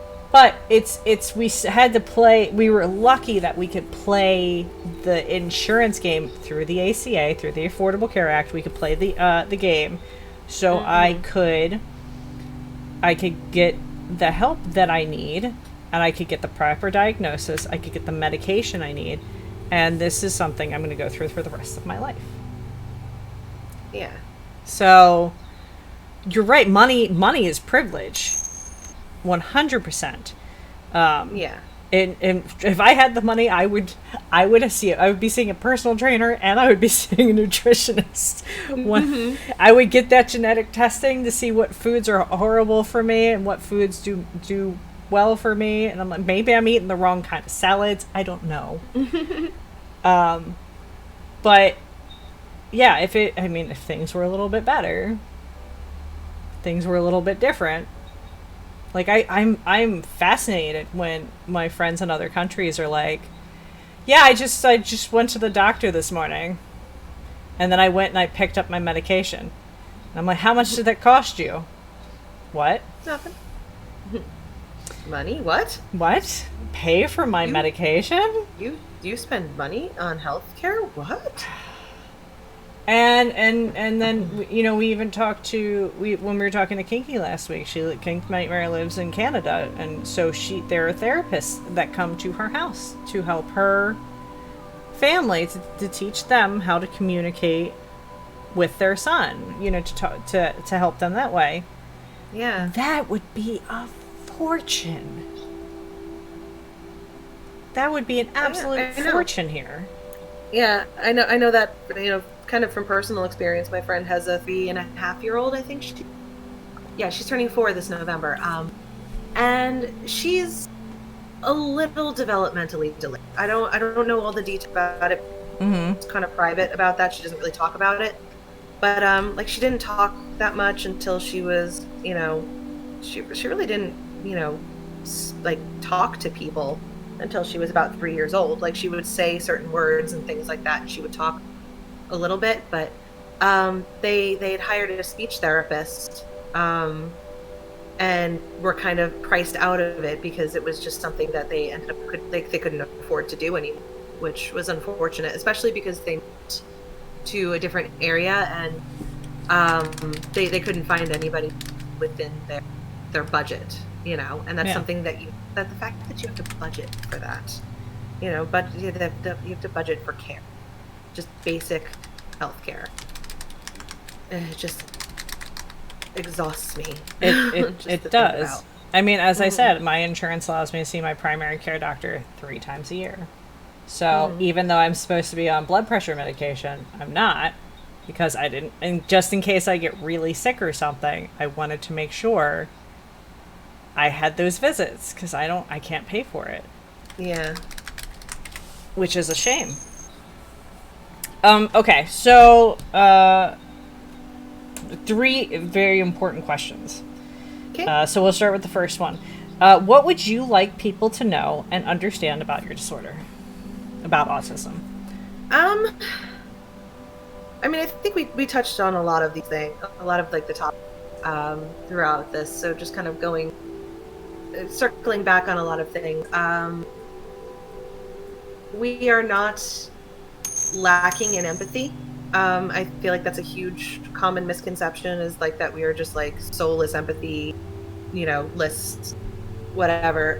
But I think it's just it's about understanding how to express that empathy. We might not do it as really and as what you would expect, but it's kind of it's learning a person's language in that way, and it's understanding. Just because you're nonverbal, can't say that they can't show it in some. Exactly. So yeah, there's that. We all don't have a special talent. We're all not incredibly gifted. We're all not inspiration porn.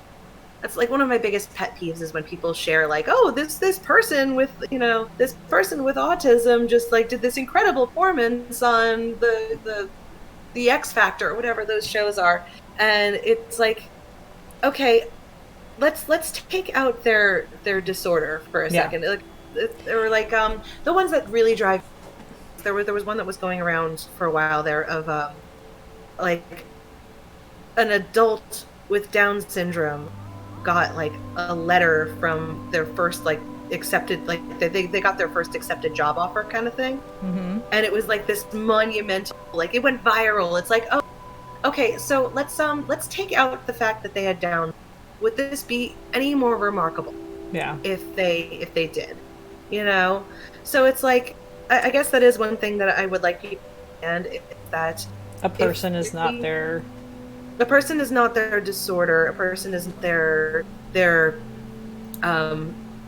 what is it? Their cognitive brain, whatever. And just because we function, we achieve something that is perfectly standard in a neurotypical world doesn't mean a lot for it. Just whatever. Like, oh, the fact that like your 7-year son was in his jacket. Congratulations. I'm not impressed. And I don't know why you are. Like, you're impressed because the child is autistic, and that's kind of really messed up. Like, the deaf girl who plays violin amazingly, that's an achievement.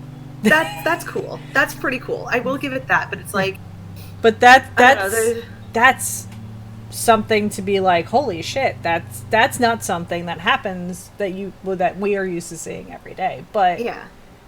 I've known people with Down syndrome who work jobs. I've worked with them in jobs. Mm-hmm. Like, I'm sorry if they were having a tough time getting a job, but I can guarantee you that they're having a tough time getting a job for the wrong reasons. Yeah, not for the reasons that you think they are, kind of thing. Heavy side eye. Yes. But yeah, it's, and we're out there. We're just like you. we might be a little, but it's just, I don't think that autistic people are any less capable or any less, but you have to know how to, I guess, know how to approach them, know how to talk to them, and understand their view of the world. That's all. We were reading a Pete the Cat book today because Lily loves Pete the Cat. Loves Pete the Cat. And at the end of the Pete the Cat book, because there's always a moral of the story. I think adults should start reading Pete the Cat. Yes, I rolled my eyes. At the end of the book, the last page of this one book was people are different and that's okay. Mm-hmm.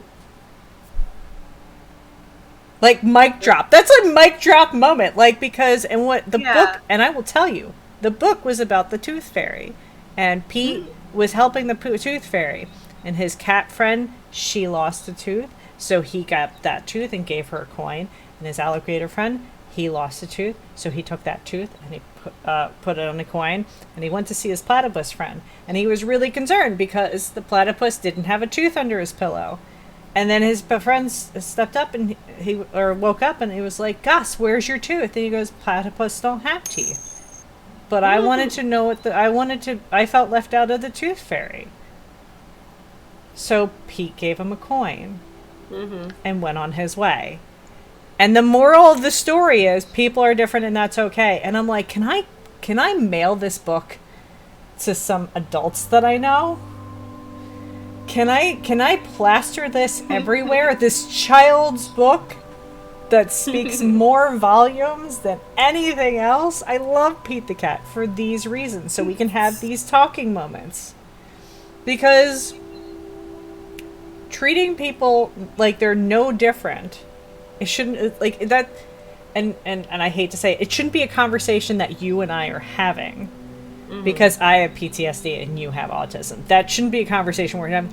That should be just already there. Yeah. It should 100% already be there.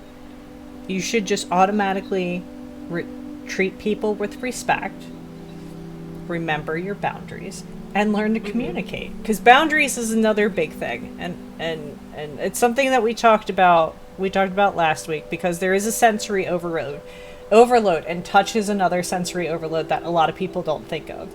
So that's why I'm trying to teach Lily, ask before you touch somebody. Because being a mom, I get sensory overloaded by touch sometimes, because I've had a child touching me for almost 5 years now. So it gets to the point where, like, she touches me and my skin just crawls, and it's like, I get that, yeah. Like Doug is a very effective, he's very touchy-feely. He'll, like, sometimes just come up and start, like, rubbing my arms kind of thing. And it is one of those things, like, where I will get in those, like, I just, the touching just does not, like, I feel like my skin's crawling kind of thing. So, like, he'll touch me and I'll just be like, please don't. I can't deal with you touching me right now. And early on in the relationship, he would get really upset by that. He's like, why don't you want touching it? And I'm just like, I had to explain to him that just sometimes my skin just gets very sensitive, and touching it's too much. It's too much. Yeah. That's all I was able to say. And I told him, I'm like, it's not that I don't want you touching, that I don't want your affection. It's just that in this moment right now, I can't handle it. Yeah. It's causing me more harm than good. So I just need you to understand that and be respectful. And he is, and like, all I have to say is just like, I can't, don't touch me right now. And he's like, okay, and then that's great. But then, I get in those moments where I'm very touchy-feely and I'm very affectionate and, whatever. He's never going to that kind of thing. Yeah. That came up in conversation at a recent family gathering, because you're always going to get those, like, the baby boomer types who have to complain about how this generation is so soft, and it's like, oh, these sexual harassment allegations. It's like you can't even, like, touch a girl's shoulder anymore without being, like, worried that she's going to call. Like, did you ask? Yeah, and I even said to, I like, sometimes, physical touch can be really overstimulating and uncomfortable for me.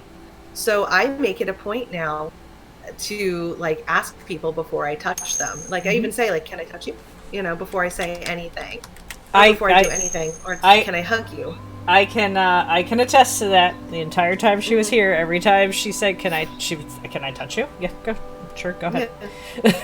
Yeah. We babysat Doug's cousin recently, and I say babysat. She's 14. It was just basically I was there just to make sure that she, like I was legally supposed to be there. Yeah. Because there needed to be an adult in the house. But I suspect that she's on the spectrum too, but like she hasn't been diagnosed yet, because I see a lot of sort of the same sort of like isms, schisms that I deal with. And a lot of like the sensory meltdown and a lot of that kind of stuff. We were making dinner in the kitchen and it was really hot in there. She was wearing a sweatshirt and she overheated, and she got herself in a bit of a she was getting sick. And she comes downstairs, like she goes upstairs and like is playing around on her tablet, and she comes downstairs and she's like, Margot, just in case, what's the plan if I'm sick? Like, do you know how to call my doctor? Things like that. I'm like, feeling okay? And like she was like calling at me from down the stairs, so I told her to come down. And I'm like, what's the matter? What are you feeling right now? And she's like, I don't know, I'm just really hot and I think I have a fever. Just go, can I touch you? I just reach over and like touch her forehead. But I wanted to make sure, because especially for stimulus, I wanted to make sure before I touched her that she was not going to freak out. Yeah. And I think that's just so important. Like if a person is that already just like overwhelmed, and like touch might be that one that sets them on the edge. Why would you aggravate that? Just you have this priority of like physical touch, and her mom is really, really bad in that respect. She's one of those people that I have to kind of like make sure that I have a buffer of about 2 feet from, because she's like sits there and pets you while she's talking to, and I'm just like, touching me, please stop touching me. And I'm so nervous and anxious about being pregnant around the people in Doug's family, because a lot of them are very touchy like that. Yes. And I don't want the belly touching. No, please, no. Yeah. It's like but I also feel like if there's something happening there and I get excited about it, I will encourage you. Like, please grab, like I'll do like grabbing people's hands, be like, feel the baby kick. But it's like, yeah, I want to establish that boundary. I don't want you coming over and starting to affectionately belly because you're excited that I'm pregnant. Please don't do that. You should get like 20 shirts made that said just say please ask first. Yeah. Because that is one of the things that like people would randomly touch my belly. And in the state of Pennsylvania, that is considered assault. Ooh. So I don't know if the Jersey's the same way, but I'll have to look into it. But one of my bosses was like, "Well, how would you do something? They grab him at your boob?" And I was like, "I'd punch him in the face." She was like, "Maybe not do that." Well, maybe they should grab my boob. Yeah. But I had one regular who would rub my belly, and she was a very lovely lady to me. So I would just kind of like grin and bear it, because she was also the only one. Like she brought the last day of work, she loved me so much, she brought me a cake. So like I just kind of like let it go. But yeah, people randomly touching my belly, and I complained. I said something that like other moms, and they were like, "Oh yeah, like one woman I know is a waitress at like a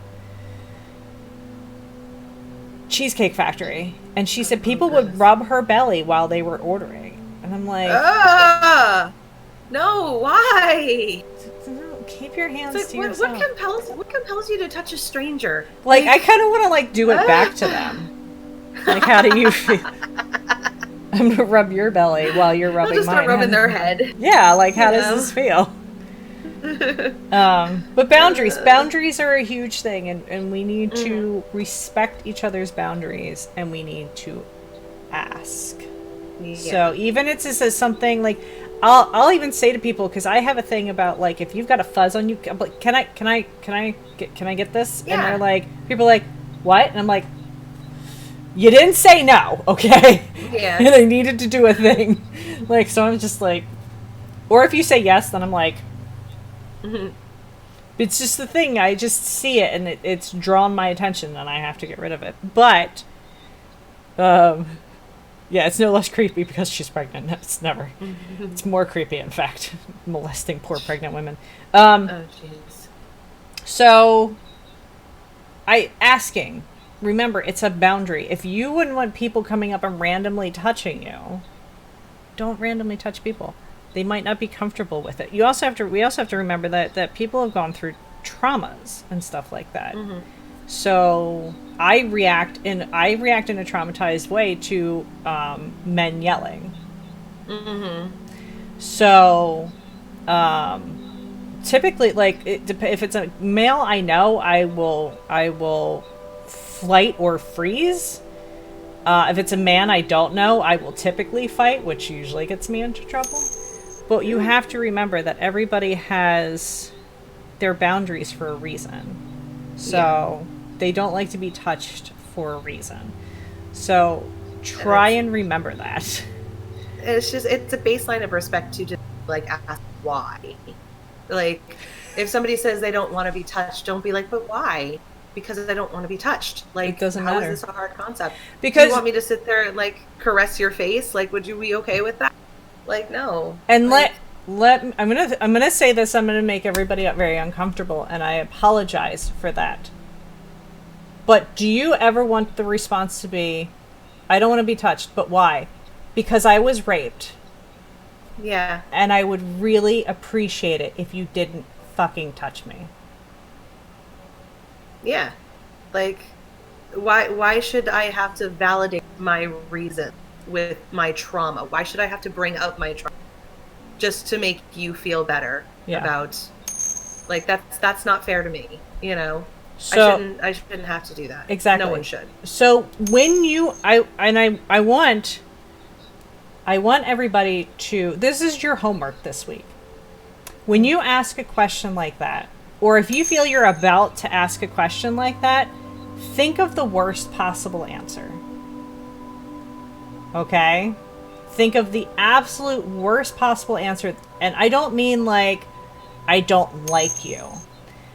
I mean, I have been traumatized in a way that you can't believe.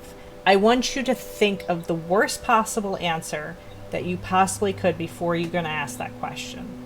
Okay?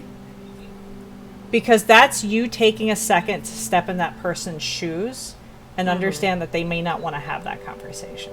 Because people will ask me things like,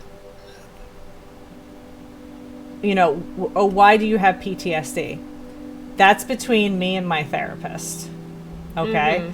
And maybe if I want to talk to you about it, by all means I will. There are four adults who know why. I know hundreds of people, and there are 4. So, remember that. The people have stories that you don't know about. Some of my closest friends, some people I've known my entire life, still have no idea I have PTSD. No clue.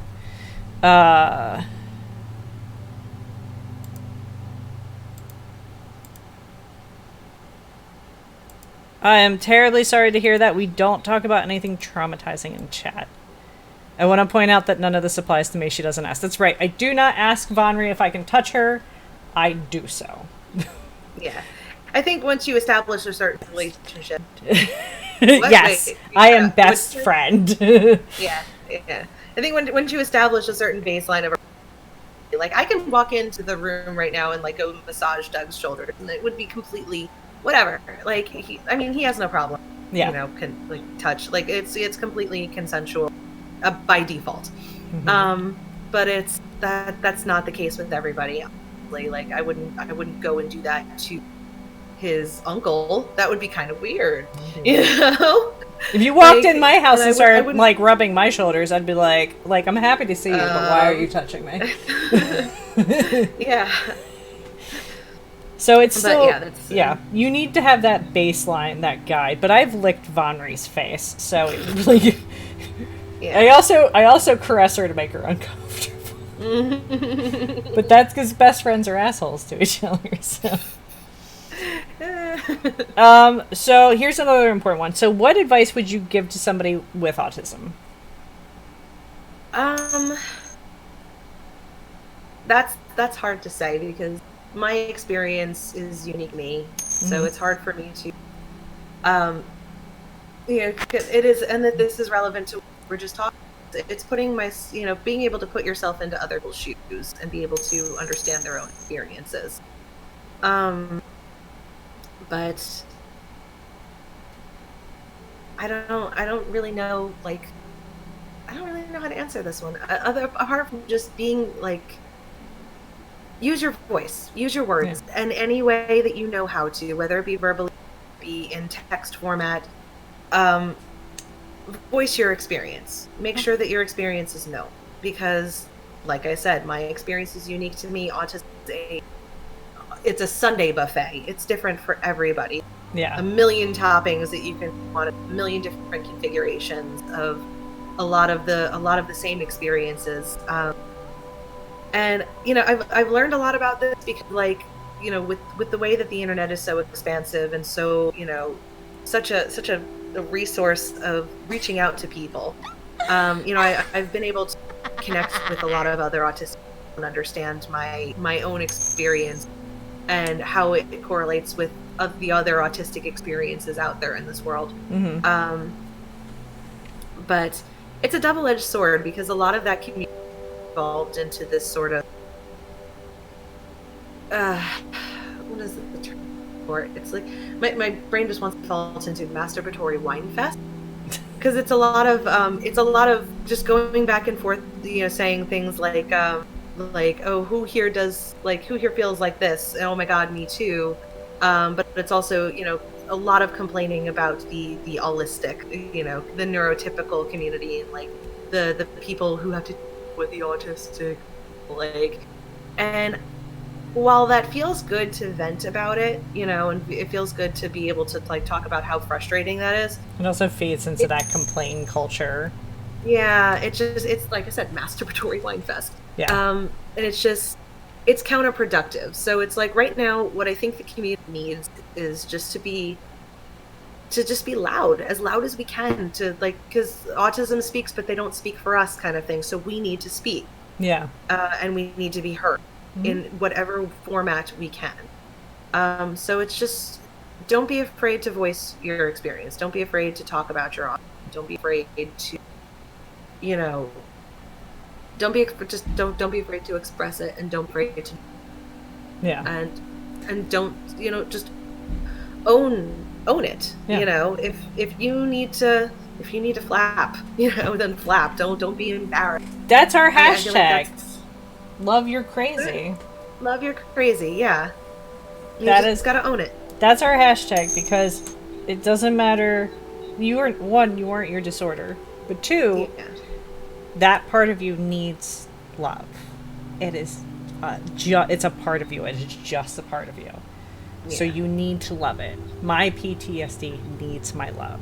Your autism needs your love. So Mhm. if you just, and it's amazing. Oh my God, amazing things happen when you start loving the things that you don't necessarily like about yourself. When you start owning it. I have a T-shirt that kind of, like, completely encapsulates this, and I almost wore it. I out of one of the shirts that's actually folded in my dresser. And I picked it up and I looked at it and I'm like, nah, that might be a little too on the nose. Let me go grab it. Hang on. Okay. You can get a Love Your Crazy shirt in the merch store.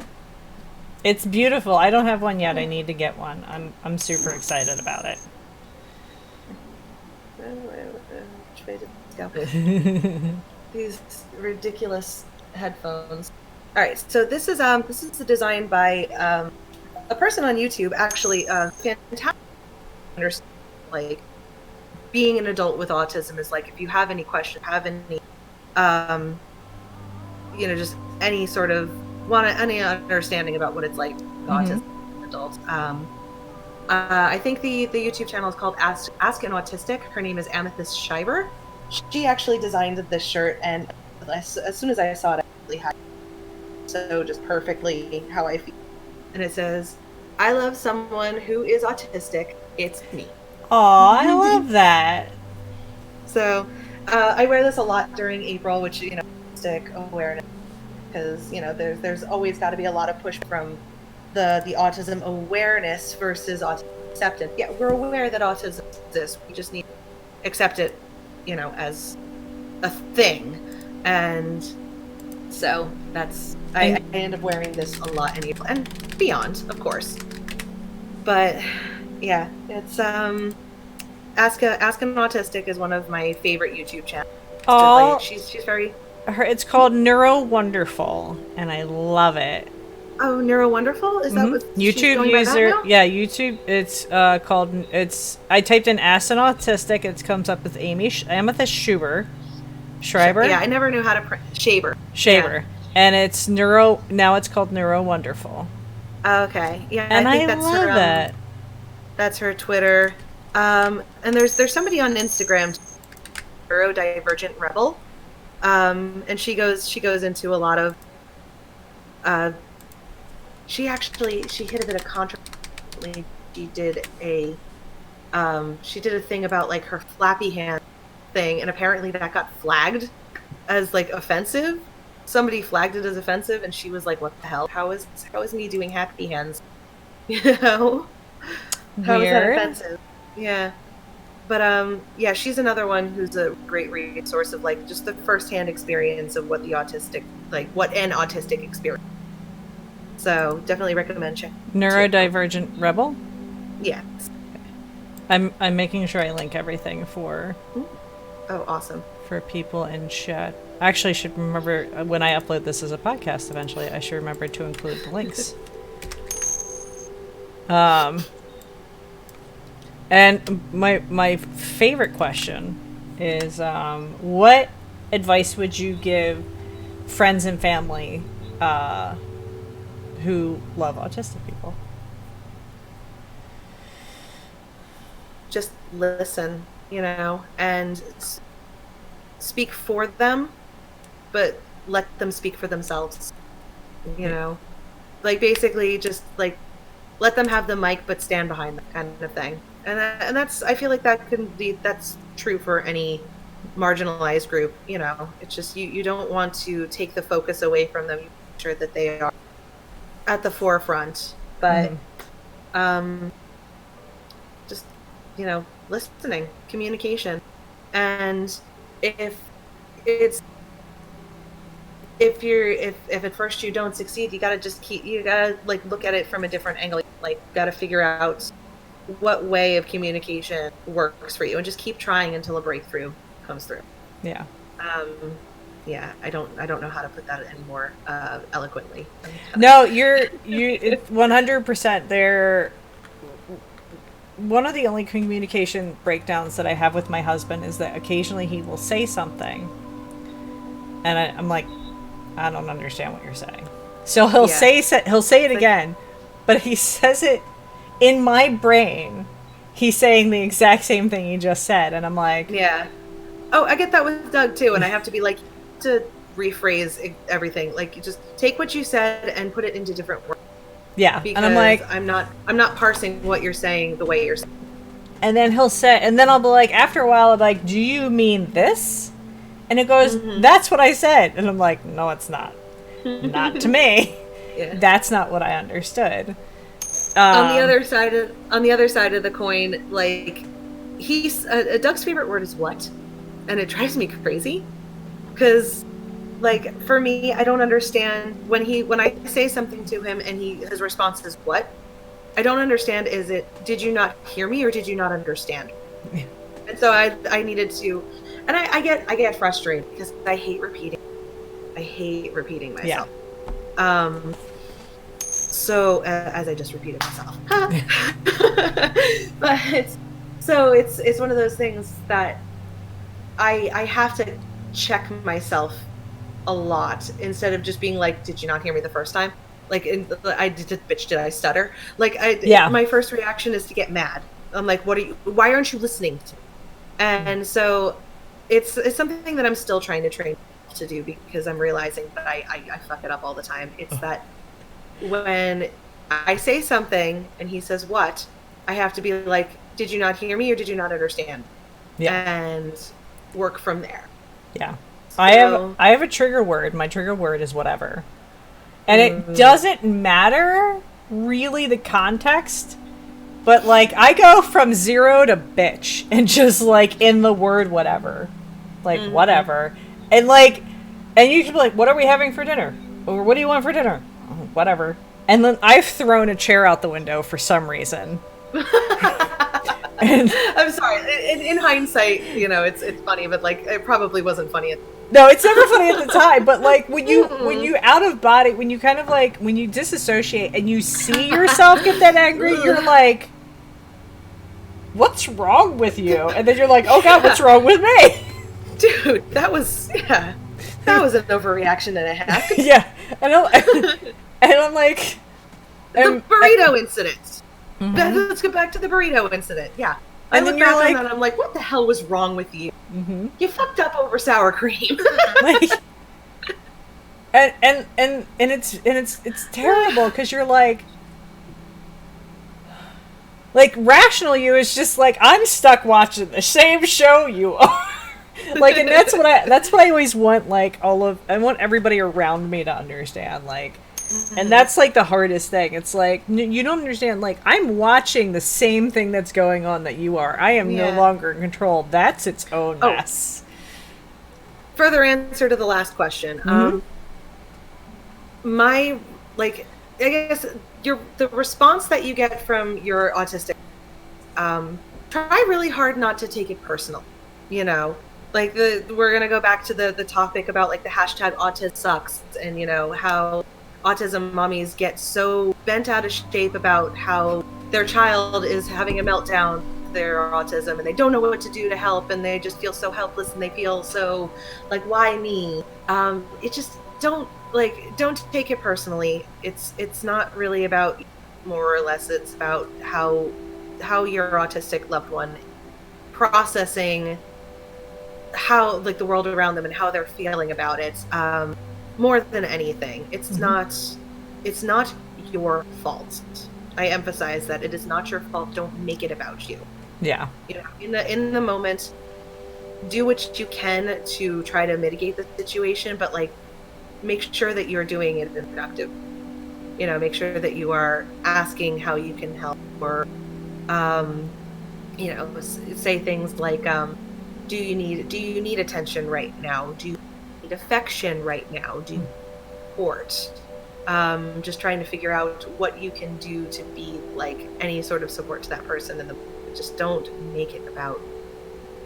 That's You know. It's because it's about them and what they're going through at that moment, and even if, and this is a thing for me.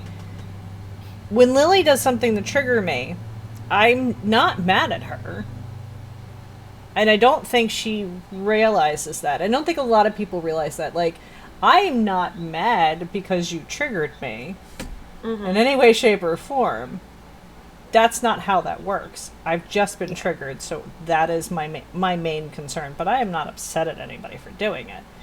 Because it can happen, and it can happen when we least expect it. Somebody can get overstimulated, you can get triggered, anything can come up. So it's now, like, I'm never, even afterwards, I'm never mad. It's just now I have to deal with this. So, and it's basically like your car broke down on the side of the road, and you're in the middle of the nowhere. You have to figure out how to make it work on your own. No cell phone, no nothing. You have got to stop your car from catching on fire and get back on the road. That's the best analogy I've ever come up with. I love that. I'm going to use that one. But that's what's happening. Like, my car broke down, so I've got to figure out how to get back on the road all by myself. And if people are there, they can help. But, like, you got to learn. Like, so... and then if I would imagine... Now, obviously, this is, as I said, I would imagine, but I would imagine trying to ask if you can assist in the least stimulating way possible. So, no touching, staying outside of their boundaries, giving them their personal space, asking in a Can calm, low tone. Is there something I can get you? Like that's one thing. It's like if there's a certain like stim toy that might help process it, or if they need a drink of water or something like that. You know, and you kind of that's a learning experience too. Is like building a relationship with somebody. Start to learn like, can I get you your fidget spinner? Will that help? Do you need a drink of water? Do you snack? Yeah. You know, just something. But like, you know, you just kind of go through the lineup, and you have to kind of do it. You have to kind of treat it like, not like an emergency, but like you do kind of have to be routine about it, I guess, and make sure that you're just going through it almost clinically, because coming at it with an emotional response of like, you need to calm down or something, that because nobody in the history of the world has ever calmed down by being told to calm down. Gee, thanks, I'm cured. As I yell this at my daughter at least 12 times a day, you need to calm down. I'm trying to replace that with, what does Daniel Tiger do when it's time to calm down? I'm trying to be better at this. Daniel Tiger. Daniel Tiger. Daniel Tiger's going to teach me everything. Yeah, well, it's just like Mr. Rogers. It literally is Tiger. Like, that's exactly what it is, and I'm so happy for it. I'm so happy it exists. Yes, and I have to admit, it's been very helpful and because sometimes she is stimulated, and I am overstimulated, and I can't take much more. I'm like, Lily, what does Daniel Tiger do when it's time to calm down? Yeah. It's like, if you can figure out that hack, you're the one thing to say. I was going to say, like, just flip the script a little bit. Yeah. Instead of saying you need to calm down, say, what can I do to help you calm down?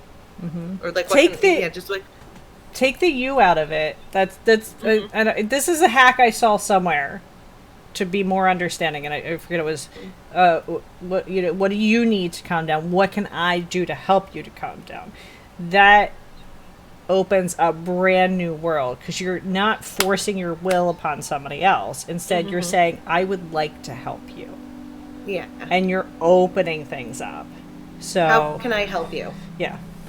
Welcome to Walmart. How can I help you? Pretty much.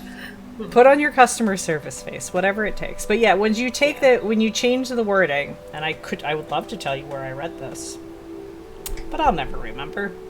But a lot of it was the you. Sources. Yeah, I'm sure it does. But that was a huge thing. Was the, like, you know, what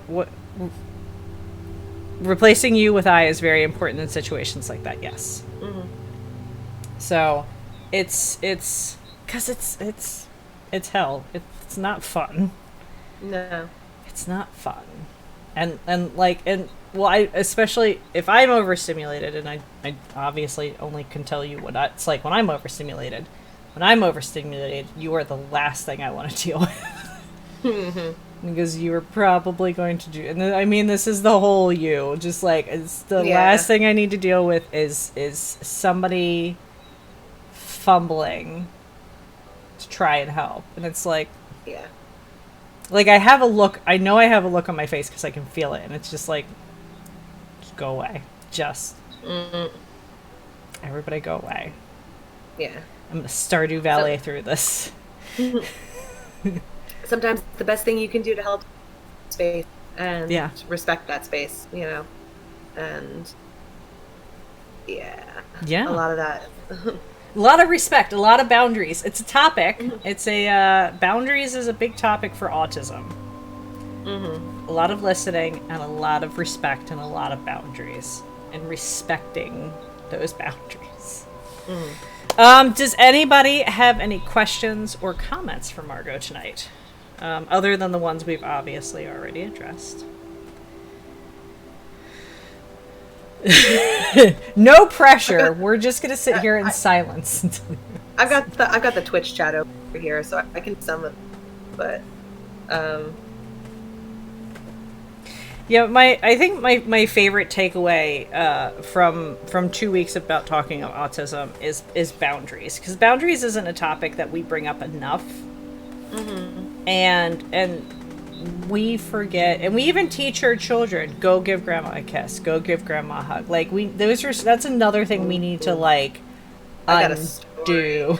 Like I almost threw myself across the table at Thanksgiving and like fist fought Doug's aunt about that, about like boundaries and talking about that whole story that was going around Girl Scouts saying like your child doesn't owe grandma a hug ever kind of thing. You know, and Doug's aunt was talking about how like she just didn't understand why that's appropriate to teach kids that like, oh, they shouldn't, you know, they shouldn't be affectionate with their family. And I'm just like, because I'm sorry, Doug's playing Overwatch in the next room, and I just heard just curse. But so I almost thought it was in response to what I was saying.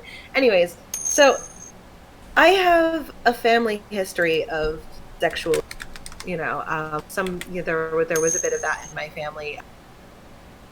That somebody who should have been trustworthy, you know, abused that and overstepped boundaries and did horrible things. Hello, cat. So for me, having those strict boundaries and like having some like group that has that much clout, like the Girl Scouts, say, you know, publicly, nobody owes anybody a sign of a gesture of affection without consent. That was really important for me to hear, because if my mother and my aunts and my uncle heard that, they probably wouldn't have gone through what they went through. Yeah. But it was just assumed that this is just what happened with family members, that like this level of affection or this level of contact was normal. And it was so hard to not get into that at Thanksgiving. So hard to not just like plunge at this one, being so incredibly just nearsighted about it.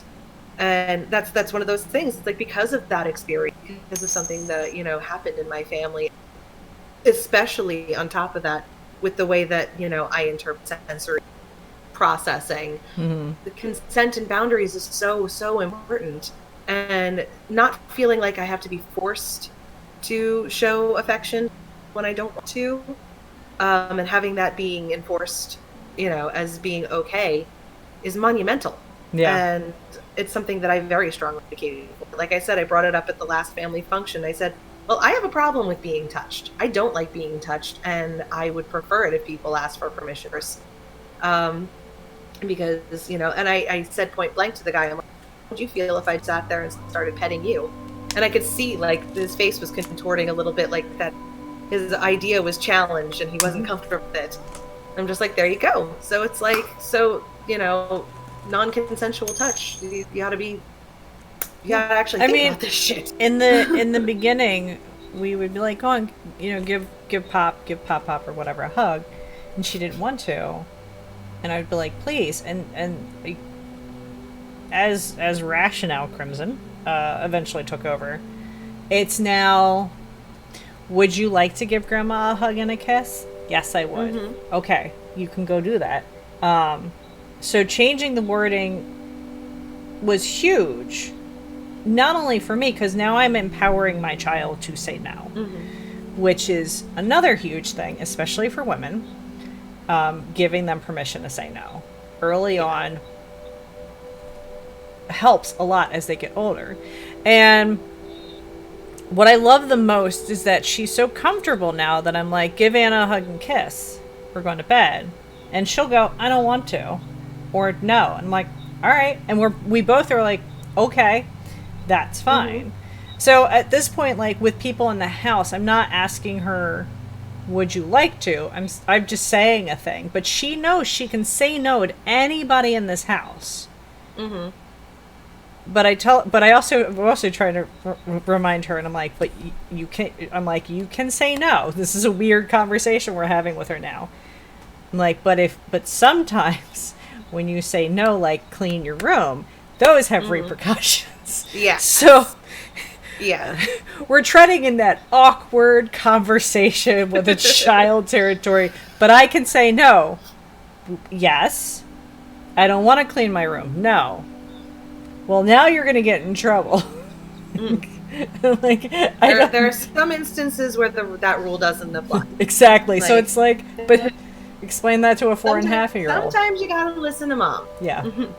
But yeah, Von Ray just said in chat, as an aunt, I always ask for hugs. And I do the same thing with my niece, which my sister finds hysterical because my niece is a very, like, she will give hugs just with abandon. Yeah. Like, hello, like stranger. Hug. Yeah, she's a very warm and affectionate person, so there's no trouble there. But it's like, I always feel like it's the right thing to do to ask. I'm just like, I'm leaving now, Kayla. Hug, and whatever. If she ever said no to me, I would never. Yeah. Because that's her prerogative. She doesn't want a hug, then she doesn't want a hug. But yes, but it's wonderful still that even though that other people may not be doing it, you're still instilling that power to her. Mm-hmm. You can say no to me.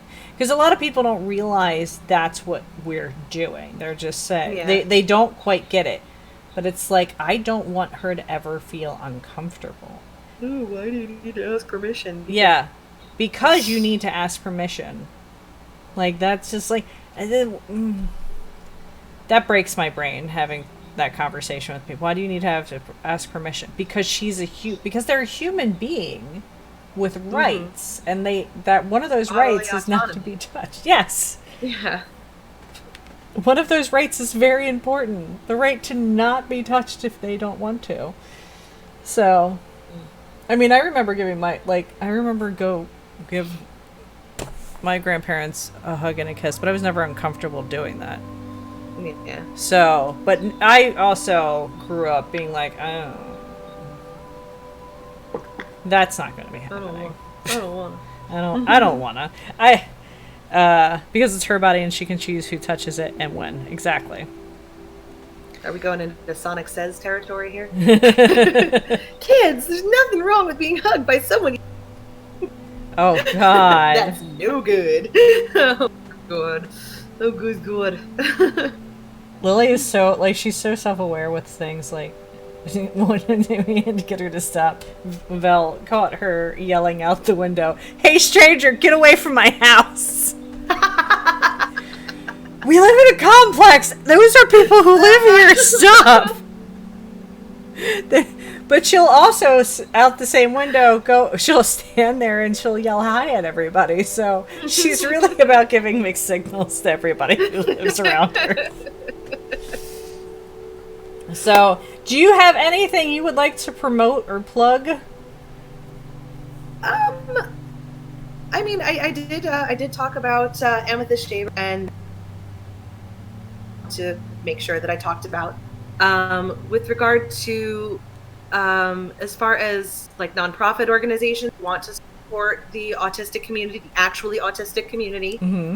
Steer clear of Autism Speaks. They are making improvements, but I still don't trust them. And generally speaking, the autistic community is on my page with that. I recommend looking into Autistic Self-Advocacy Network. Okay. And there was another group that they just recently changed their name. I think it's the Autistic Women and Non-Binary. It used to be just the Autistic Women's Network. But they decided to include non-binary as well, which is great. All the but those are two nonprofit organizations that work for acceptance, autistic advocacy, more for the actually autistic community. So if you're considering where you want to put your money during the month of April or beyond, that's where to go. Wonderful. And how about personally? Is there anything you want to plug personally? Yeah, I don't really have it. I don't life, so go buy Fright Show Fighter. Oh yeah, thank you. Yeah, my husband has an indie game. It's on Steam. It's on sale right now. Steam summer sale time. But yeah, if you like 2D style fighting games with creepy, cute Tim Burton-esque characters, definitely check it out. It's called Fright Show Fighter. Fright Show Fighter. I will link that as well. Yay! Thank you for reminding me that I have else to plug.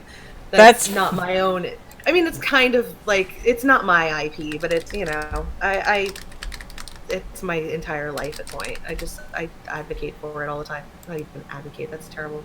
But you know what I You mean. pimp it out, as you I should. pimp it out. Yeah, I'm the cheerleader.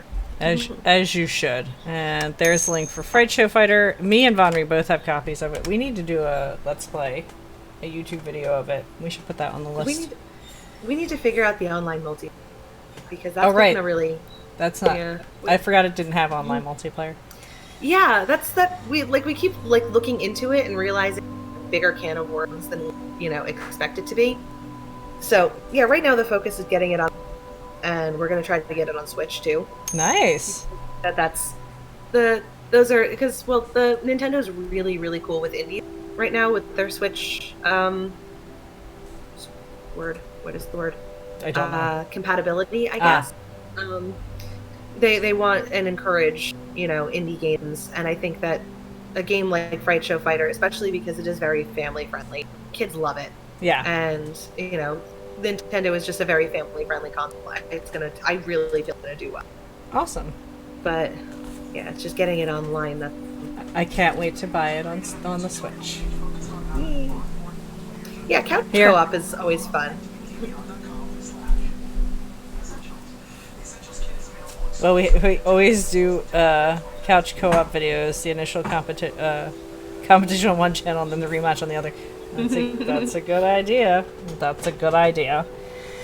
So I can't thank you enough for coming. This was a wonderful conversation, very informative. Kay, it's over. Go home. What's that? No, I was yelling. I have a friend, Kay, who always shows up at the end of streams and says, no. "Sorry, I'm late." So we're all gonna make fun of Kay for a second. Hi. Hello. Goodbye. To catch you on the replay. Is that what the streamer's saying it? That's what my LuLaRoe consultants say. It's like, catch me on the replay. No idea. I don't pay attention to anything. If it's outside my bubble, I don't know. Oh, it's just comfy clothes, multi-level marketing thing. I'm ashamed at how much I actually like that shit, but I don't shill it though. There you go.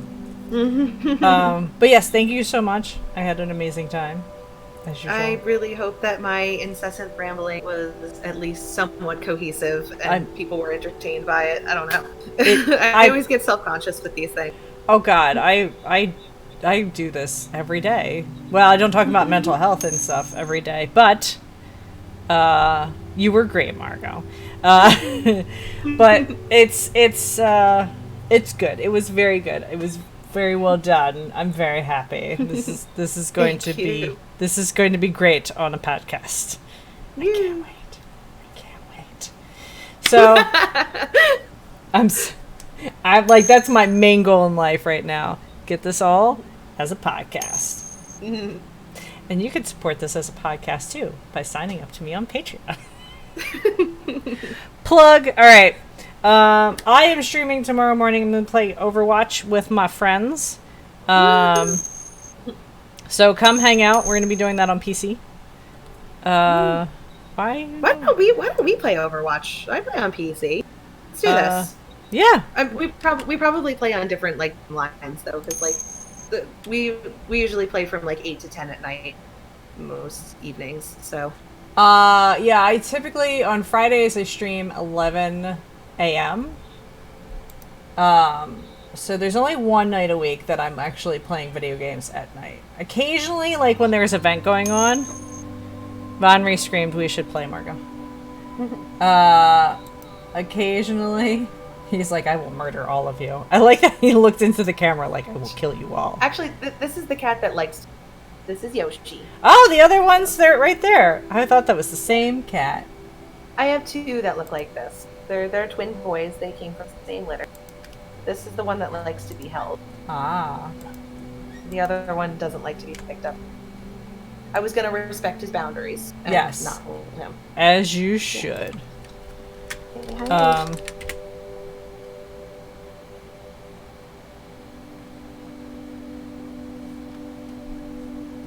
I'll change that in a minute. So yeah. Sorry, I was looking at something. So thank you again. Thank you everybody for hanging out. Thank you for the amazing questions. And I will see you next time. Okay, thanks, bye.